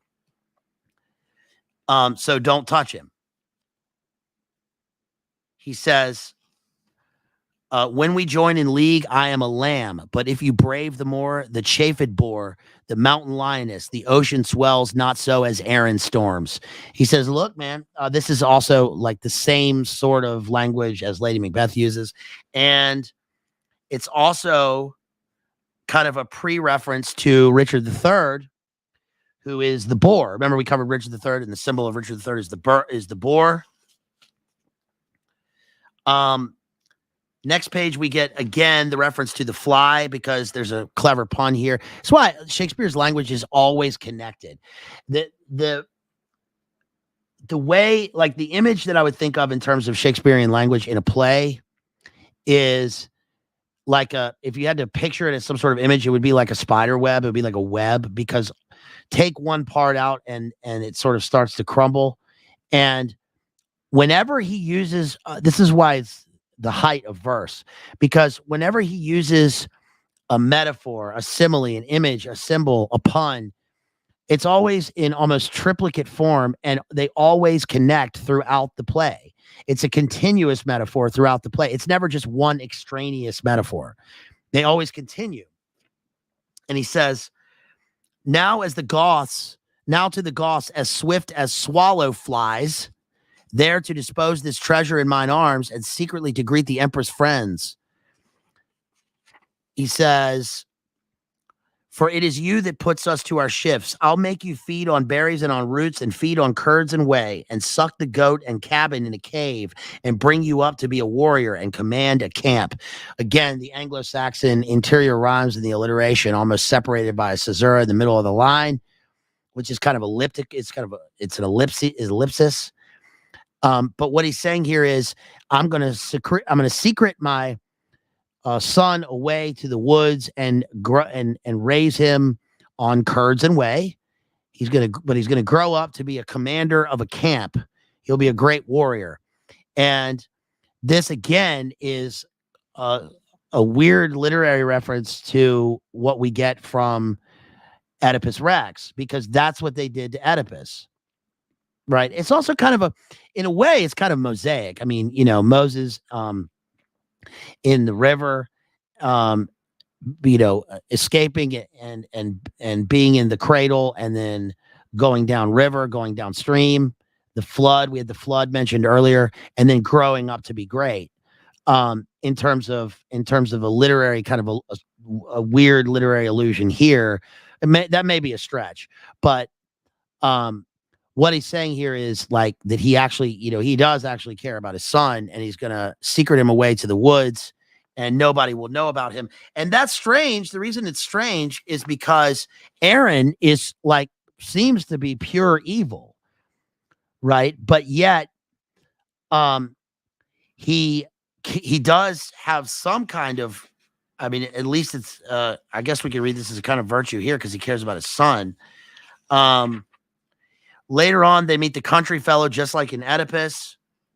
And then I'm going to skip to Act 5, Scene 1, which is, if anything, if this play is valuable for anything for us, it is Aaron's speech, which is probably the clearest and best example of revelation in the method in literature that we've come across so far. Okay.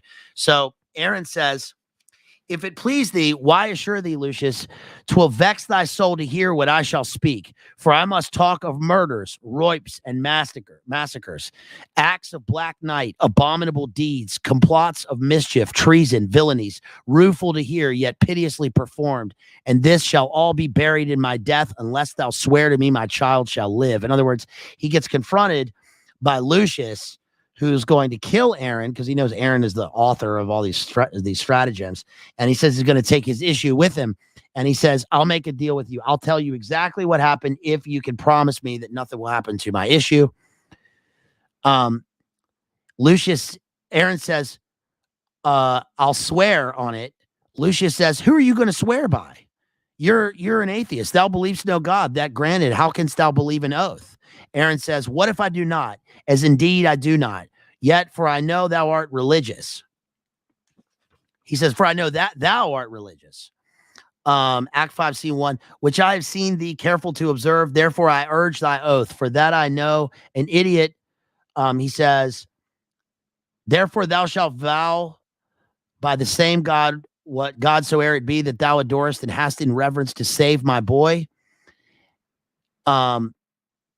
Lucius says, okay, he swears. And then Aaron says, tut, Lucius, this was but a deed of charity to that which thou shalt hear of me anon. 'Twas her 2 sons that murdered Bassianus. Bassianus is the other son of Titus. They cut thy sister's tongue and ravished her, and cut her hands and trimmed her as thou sawest. Ooh, dark pun on the word saw there, right? They sawed her hands off, but you saw it happen. Indeed, He says, I was their tutor to instruct them. That coddling spirit had they from their mother, as sure a card as ever won the set. That bloody mind, I think they learned of me. Well, let my deeds be witness of my worth. Okay, here we go. Here's the revelation of the method soliloquy here. He says, I trained thy brethren to that guileful hole where the dead corpse of Bassianus lay. I wrote the letter that thy father found and hid the gold within that letter mentioned, confederate with the queen and her 2 sons. And what not done that thou hast cause to rue, wherein I had no stroke of mischief in it? I played the cheater for thy father's hand, and when I had it, drew myself apart and almost broke my heart with extreme laughter. I pried me through the crevice of a wall when for his hand he had his 2 sons' heads, beheld his tears, and laughed so heartily that both mine eyes were rainy like to his. And when I told the empress of this sport, she sounded almost at my pleasing tale, and for my tidings gave me 20 kisses. So what he says here is, he says, I'm the one who did it. I'm the one who got them to kill Bassianus. I set the whole thing in motion. I convinced them to go and do the horrible things to her and hide her in the hole. And then I witnessed when they came upon her and upon him in the hole. I witnessed Titus cry about it. I made him cut his hand off. I had the 2 brothers' heads cut off and sent back, saw him cry. I laughed about it. I watched through the chink in the wall. I saw it all happen. And I laughed, and then I told her the story, and we laughed about it, and then I got 20 kisses from her. The 20 kisses is supposed to be, at this point, I guess, a kind of allusion to the fact that that Titus and his 20-something sons, right? Remember, he had 25 sons. Then he's mentioned as 21. He's lost the one that he killed. Then he lost the other one. Then basically he lost the one that he killed. Then he lost Bassianus, then he lost his daughter, basically, and then he lost the 2 that were decapitated. So 20. Right? So he got 20 kisses so Aaron got 20 kisses from Tamara, and they're laughing about their heinous deeds. Aaron says, this gets darker. I had not done 1,000 more. He says, are you sorry for your heinous deeds? Aaron says, that I had not done 1,000 more. Even now I curse the day, and yet I think few come within the compass of my curse. Compass, curse. Come, compass, curse. Wherein I did not some notorious ill as kill a man, or else devise his death, ravish a maid, or plot the way to it, accuse some innocent and forswear myself, set deadly enmity between 2 friends, make poor men's cattle break their necks, set fire on barns and haystacks in the night, and bid the owners quench them with their tears. Oft have I digged up dead men from their graves and set them upright at their dear friends' doors, even when their sorrows almost was forgot, and on their skins, as on the bark of trees again, have with my knife carved in Roman letters, let not your sorrow die, though I am dead. But I have done 1,000 dreadful things as willingly as one would kill a fly. Get it? Now we have the return of the killing of the fly. And moaning grieves me heartily indeed, but that I cannot do 10,000 more. Lucius says, bring down the devil, for he must not die so sweet a death as hanging presently. Aaron says, if there be devils, would I were a devil to live and burn in everlasting fire, so I might have your company in hell, but to torment you with my bitter tongue. This guy is a living devil. In other words, he did evil for the pleasure and the sake of it and laughed. He has to reveal his method, and then he continues to laugh. They've hanged him, but he lives, he reveals all, and then what's going to happen to him later on in the play is he will survive, but we know that he doesn't survive just because it occurs off stage.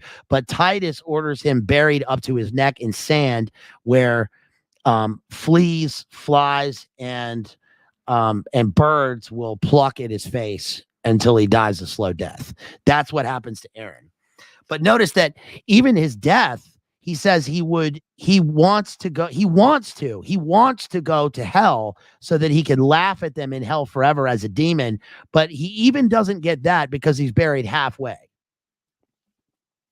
Also, the killing of the fly is Shakespeare puts that in there because it's a resolution of these events, because the brother killed a fly and thought nothing of it. Titus gives agency to the fly and says, look, even the fly had a mother and the father, and then turns it on that because Aaron becomes the fly. But then Aaron here says he would have done all these things as willingly as he would have killed a fly.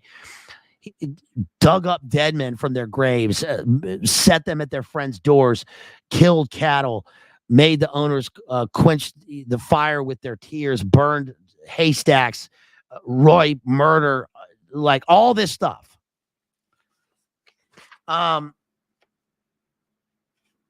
So then what happens is Tamra then says she's confronted by Titus, and there's enter Tamra and her two sons disguised. Tamra says that she is revenge sent from below to join with him and right his heinous wrongs. Titus says, because they think Titus is mad. Titus says, I am not mad. I know thee well enough.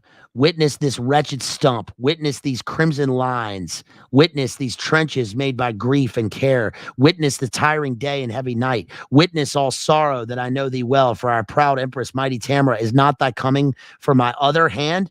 No, thou sad man. I'm not Tamra. Tamra dissociates here. She is thy enemy and I thy friend. I am revenge sent from the infernal kingdom to ease the gnawing vulture of thy mind, to working wreakful vengeance on thy foes. Come down and welcome me to this world's delight. Confer with me of murder and of death. There's not a hollow cave or lurking place, no vast obscurity or misty veil where bloody murder or detested Roy can couch for fear, but I will find them out and in their ears tell them my dreadful name, revenge, which makes the foul offender quake. This is amazing. It's an amazing play. She admits to the rapine and murder. And then Chiron and Demetrius, show me a villain that hath done a roip, and I am sent to be revenged on him. But Titus knows that it was them. Tamra says, show me 1,000 that hath done thee wrong, and I will revenge it on them all. Titus to Demetrius, look round about the wicked streets of Rome, and when thou findest a man that's like thyself, good murder, stab him. He's a murderer. And then, let's see. The pair of cursed hellhounds is what he called. Turn, hellhound, he says in Macbeth. The hounds of hell, the dogs of war. Titus says in Act 5, Scene 3, he captures the two boys, Chiron and Demetrius, and he says, this is great. This is the last part of the play. This is the climax. He says, how I mean to martyr you, this one hand yet is left to cut your throats, whilst that Lavinia between her stumps doth hold the basin that receives your guilty blood. He hangs him upside down. You know your mother means to feast with me and calls herself Revenge, capital R, the name Revenge, like she's personified revenge, and thinks me mad. Hark, villains, I will grind your bones to dust, and with your blood and it I'll make a paste, and of the paste a coffin I will rear, and make 2 pasties of your shameful heads, and bid that strumpet your unhallowed dam, like to the earth swallow her own increase.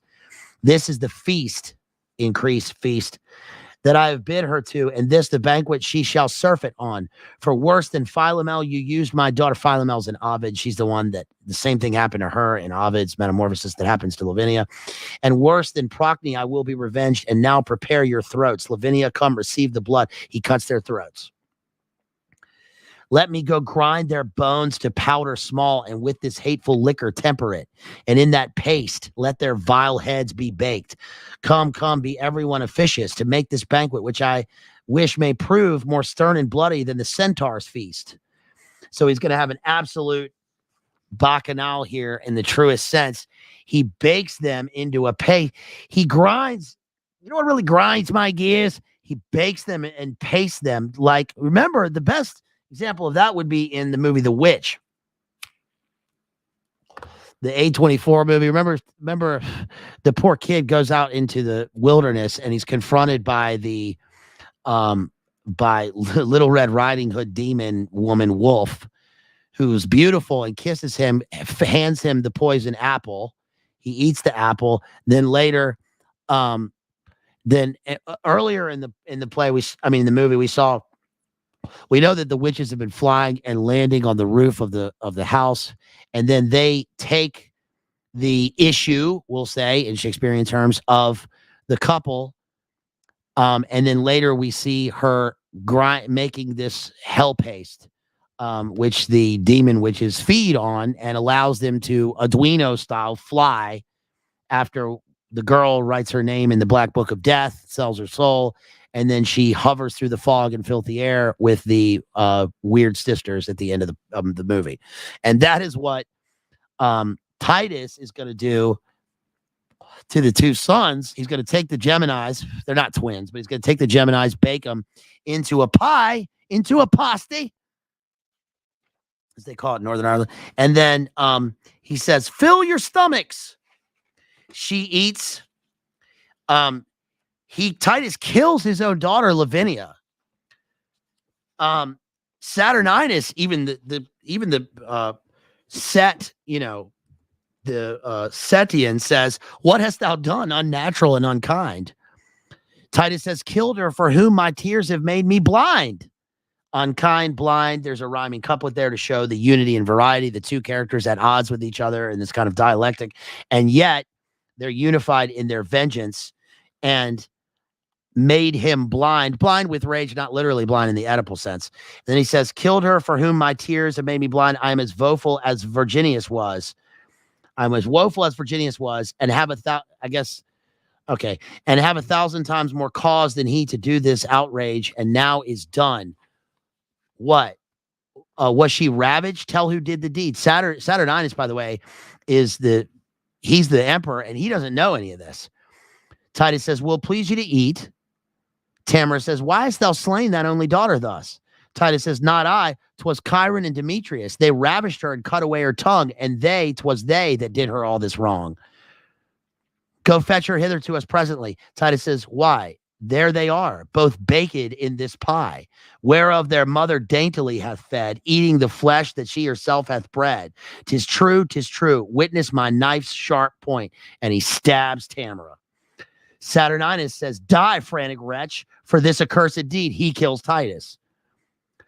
This is oftentimes the murders in a tragedy will occur at a banquet scene, right? Because they're feasting on their own revenge, and which is the inversion of how the Shakespearean comedy and the classical comedy will often end. They will have their climax at a wedding, because the wedding is the unification of the people, representing the unification of all of the various strands of the shenanigans that have gone on, that could have gone into a tragedy in the rest of the play, but have been unified at the end of the play in terms of the wedding, right? They are unified. What God hath brought together, let no man put asunder. And therefore we have the unification of, almost glitched in the Matrix there. I was stuttering like Bo Jodin. We have the unification of society at the end of the play, which is why, again, Romeo and Juliet is not really a true tragedy, because there's unification at the end of the play. There was a wedding in the play, and the two characters are supposed to live, but the two sides, the Montagues and the Capulets, unify at the end of the play. Also, remember, in Romeo and Juliet, it's not a tragedy, because we know what's going to happen at the very beginning of the play. Titus Andronicus, we do have certain tragic elements, right? We have the fact we don't have dramatic irony. We don't know what's going to happen in terms of what is going to happen to the tragic hero, but we do know it's a tragedy, and we know that the tragic hero has to fall from grace. He has to be a high character who falls to a low place of degradation, death, or exile, and that's what happens here.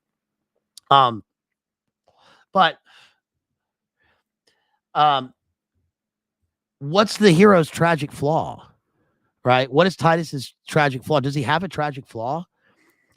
Right. I mean, Macbeth's is a kind of megalomania, right? Hamlet's is an indecision or being undecisive. King Lear's is his wrath and his rage at Cordelia, his own heart. Othello's is his jealousy. But what is Titus's tragic flaw? Does he have one? So Saturninus kills Titus, and then a great tumult. Lucius, Marcus, and others go aloft to the upper stage, and Lucius, can the son's eye behold his father bleed, kills Saturninus. So we've got Saturninus dead, Titus Andronicus dead, Tamara, Chiron, Demetrius, Bassianus, the other son that Titus killed, Lavinia is dead because Titus killed her. Right. So pretty much everyone's dead except for the people who are going to inherit the kingdom, which is, I guess, in a sense, the meek in terms of the paradigm of the play, because it's the sons way down the totem pole, down the chain, who are now going to inherit. And Aaron, by the way, they take away Aaron, and Aaron's last words are, "If one good deed in all my life I did, I do repent it from my very soul." He repents even his, and this is the bad guy, the villain, willingly wanting to be in hell. He repents of any good deed that he ever did. But at least Aaron's son will live. And without, in this sense, without Aaron, because he doesn't have this demon raising him, and hopefully he'll be raised on curds and whey and be a good guy. So Evan says Shakespeare and Chaucer way over my head without some analyses. Well, Chaucer's difficult because Middle English is difficult. Old English is, Middle English is also a kind of phonetic English, but I've always also had some difficulty with Chaucer, which is kind of ironic because Chaucer married into my family. On the old family tree. But none of Shakespeare's issue survives. Remember Hamlet and Judith, his two twins, died, and then he had another daughter who was married, but then she ended up dying. She or her daughter, I can't remember, died without any children, and so that's the end of Shakespeare, which is fitting because there can be no other like him. But maybe there will be another Shakespeare, who knows? But that's the end of Titus Andronicus. This wild Shakespearean death dirge. So I hope that was fun. Again, you can go to my Shakespearean and Elizabethan playlist that I've got in there. If any of my homeboys are still in here, if you want to link that. Or you can just go to the playlist page and it's like right there. So again, we've covered a bunch of Shakespeare, and hopefully we'll be able to cover all 37 plays. I would like to be able to do that. And yes, the Titus movie is it depends. I mean, it is very Julie Taymor. It's an artistic movie, but it's really good for illustrating it's a great adaptation of the play, I think. Because it's gothy. They really take the goth imagery and symbolism and like really take it to the extreme. Everybody, the goths in the play are like goths, and it's got Alan Cumming plays Saturninus. He's typical. And who is it who plays Tamara? Forget who plays Tamara. The two sons in the movie are great as the two guys who play Chiron and Demetrius. But it's also got your man who played Robert the Bruce in Braveheart. He's good in it, and I think it's worth watching. It's pretty good. It's certainly better than the Coriolanus that was directed by Ray Fiennes. A noble effort. Coriolanus is a not oft performed play. Coriolanus is kind of like Titus Andronicus, where it's kind of a Roman tragedy, but it's actually just a history play. This is a fictional tragedy. It's not a history, but it kind of poses as one. And again, not performed that often, but it's a great, I think it's a great play in terms of a number of things that are relevant to us. Obviously, the revelation of the method, the pyramid of power, the elites, the way that civilization and society at the height crumbles and degrades from within because of all of the gross shenanigans that they're doing. And so, yeah, I think it's relevant. So again, you can go back and watch Macbeth. That's the first one we did. We've done Macbeth. We've done Paradise Lost, which is Jacobean. We've done Macbeth, Paradise Lost, the soliloquy at the end of Dr. Faustus by Christopher Marlowe. We did The Duchess of Malfi by John Webster. We've done Hamlet, Romeo and Juliet, Othello, King Lear, Henry V, Henry IV, Henry VI, Part 1, Henry VI, Part 2, Richard II, Richard III, I don't know if I said that one, Julius Caesar, Antony and Cleopatra, and Titus Andronicus. I think that's it. We've also covered Caligula when talking about the 12 Caesars. We've done a bunch here, y'all. So let me check the super chats real quick, see what we got, see if we got any. Let me check the Dono chat real quick. I put that link in there. Oh, yes. Shouts out to Jason who drops $5 via the Dono chat. Y'all, you can use the Dono chat if you want. I think it's pretty easy and it's great. It also gets to me quicker and is, I'll just say it gets to me quicker. It's much more expedient and it helps me out a lot. So use that Dono chat. $5 from Jason Skull who says, God bless and thanks for the great stream on titles I'd not encountered in my own exploration. Well, I'm happy to help. Thank you so much, Jason. Really appreciate you. Let's look at the super chats and see what's going on with super chats. We had a couple that we mentioned. Shouts out to Toledo who dropped that 22 Kiwi bucks. Thank you so much. About the Saturn symbolism. Shouts out to Andrew Turner for that $5. Shouts out to Genghis for that $9.99. Shouts out to Mela for that $5. Love the Shakespeare streams. Let's see, I got native texted in the last one. Had some super chats come in also between streams. Oh, whoa. Shouts out to Evan. Big shout out to Evan for that $100 sponsored stream via PayPal. Really appreciate you, Evan. Thank you so much. I'll definitely get on that. We've got a few sponsored streams to do. And shouts out to, thank you so much, Evan. Really appreciate you, man. That really helps me out a lot. And that is great. If you guys want to sponsor a stream, you can do that just like Evan did, our homeboy Evan. Shouts out to Jonathan again for that $5 for the fillet of fish. Shouts out to Robert for that $10 via Cash App. And bear with me here because I got a couple other shouts out to give. Pay Piggy. Let's see. Shouts out to Amy for that $5 last time. Amy, Jason, Genghis. Let's see. Yeah, shouts out to Robert.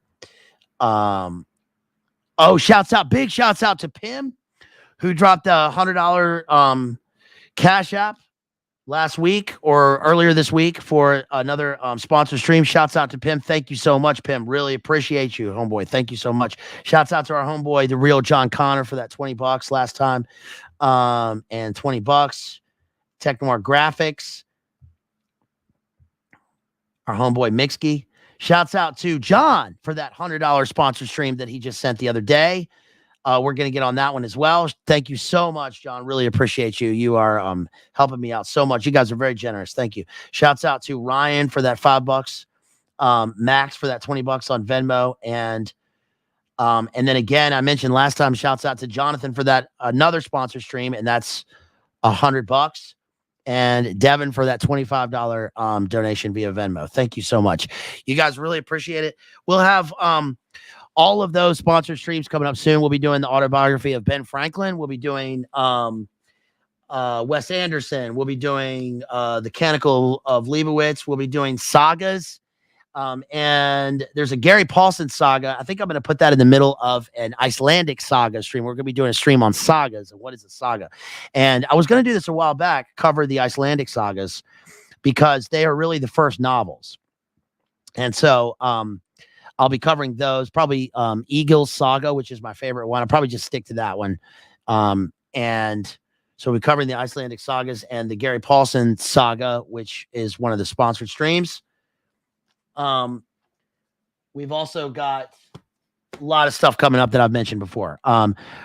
And yes, thank you for watching that Steven Seagal stream. That was really fun. I hope you guys liked it. It's good to get some fun stuff in there.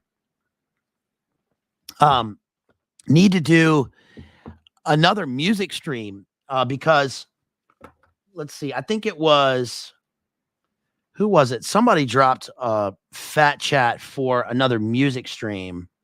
I think it might have been our homeboy Hillbilly Jackwagon, who dropped a fat chat for that. And we need to do another music lyrics analysis.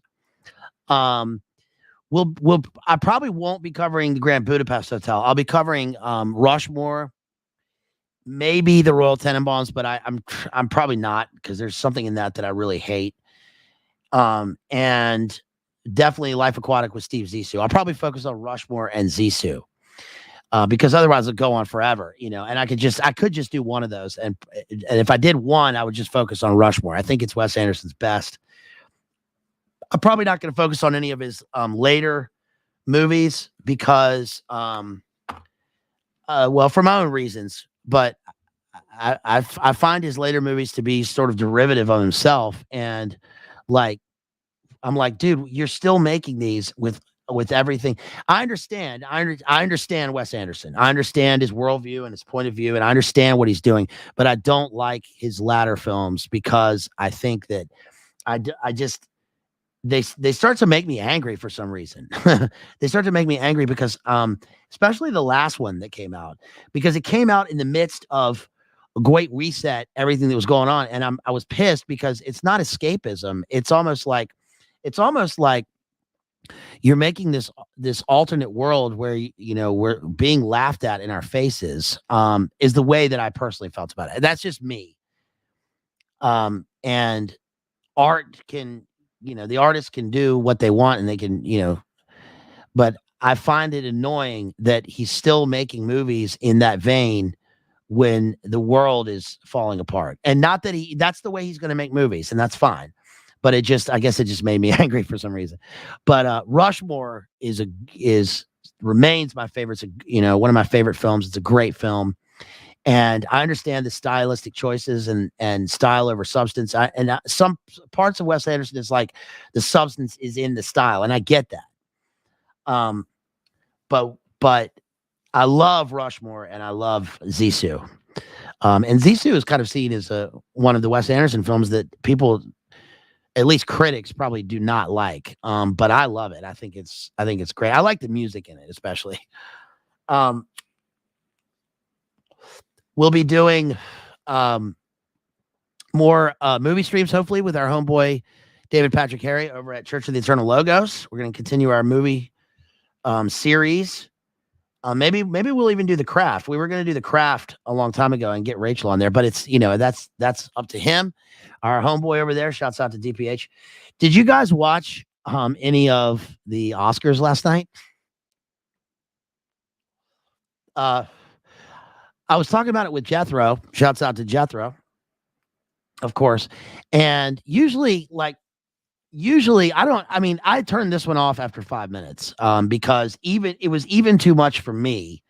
And that's saying something, because I've seen every Oscars ever. And I'm kind of a spurg for trivia like that. But this one I turned off almost right away. It was just too much. But I'm pretty good at calling the Oscars in terms of who's going to win according to, the way the wind is blowing. And I called, the only one that I kind of bothered to predict or call was Brendan Fraser. It was obvious to me that Brendan Fraser was going to win for The Whale. I haven't seen the film, but just the fact that you look at the other nominees or whatever and what the movie is about, that would win. Jeff called the Best Picture winner, but I hadn't seen it, so I didn't bother to call that one. And Aronofsky didn't win Best Director. I thought for sure that it would be time now for them to do their ritual honoring of Tom Cruise, because the Tom Cruise movie that came out this week saved Hollywood in a big sense. Yeah, Kristen says Mark Dice does it for me, and that way I can laugh out loud, not be disgusted. Dice Man, shouts out to the Dice Man. I'm waiting for the Mersh and Royce take on it. If they're gonna have a take on it, because they're always so on point with covering it and on cue. And then of course I'll wait for maybe JD will cover it. I don't know.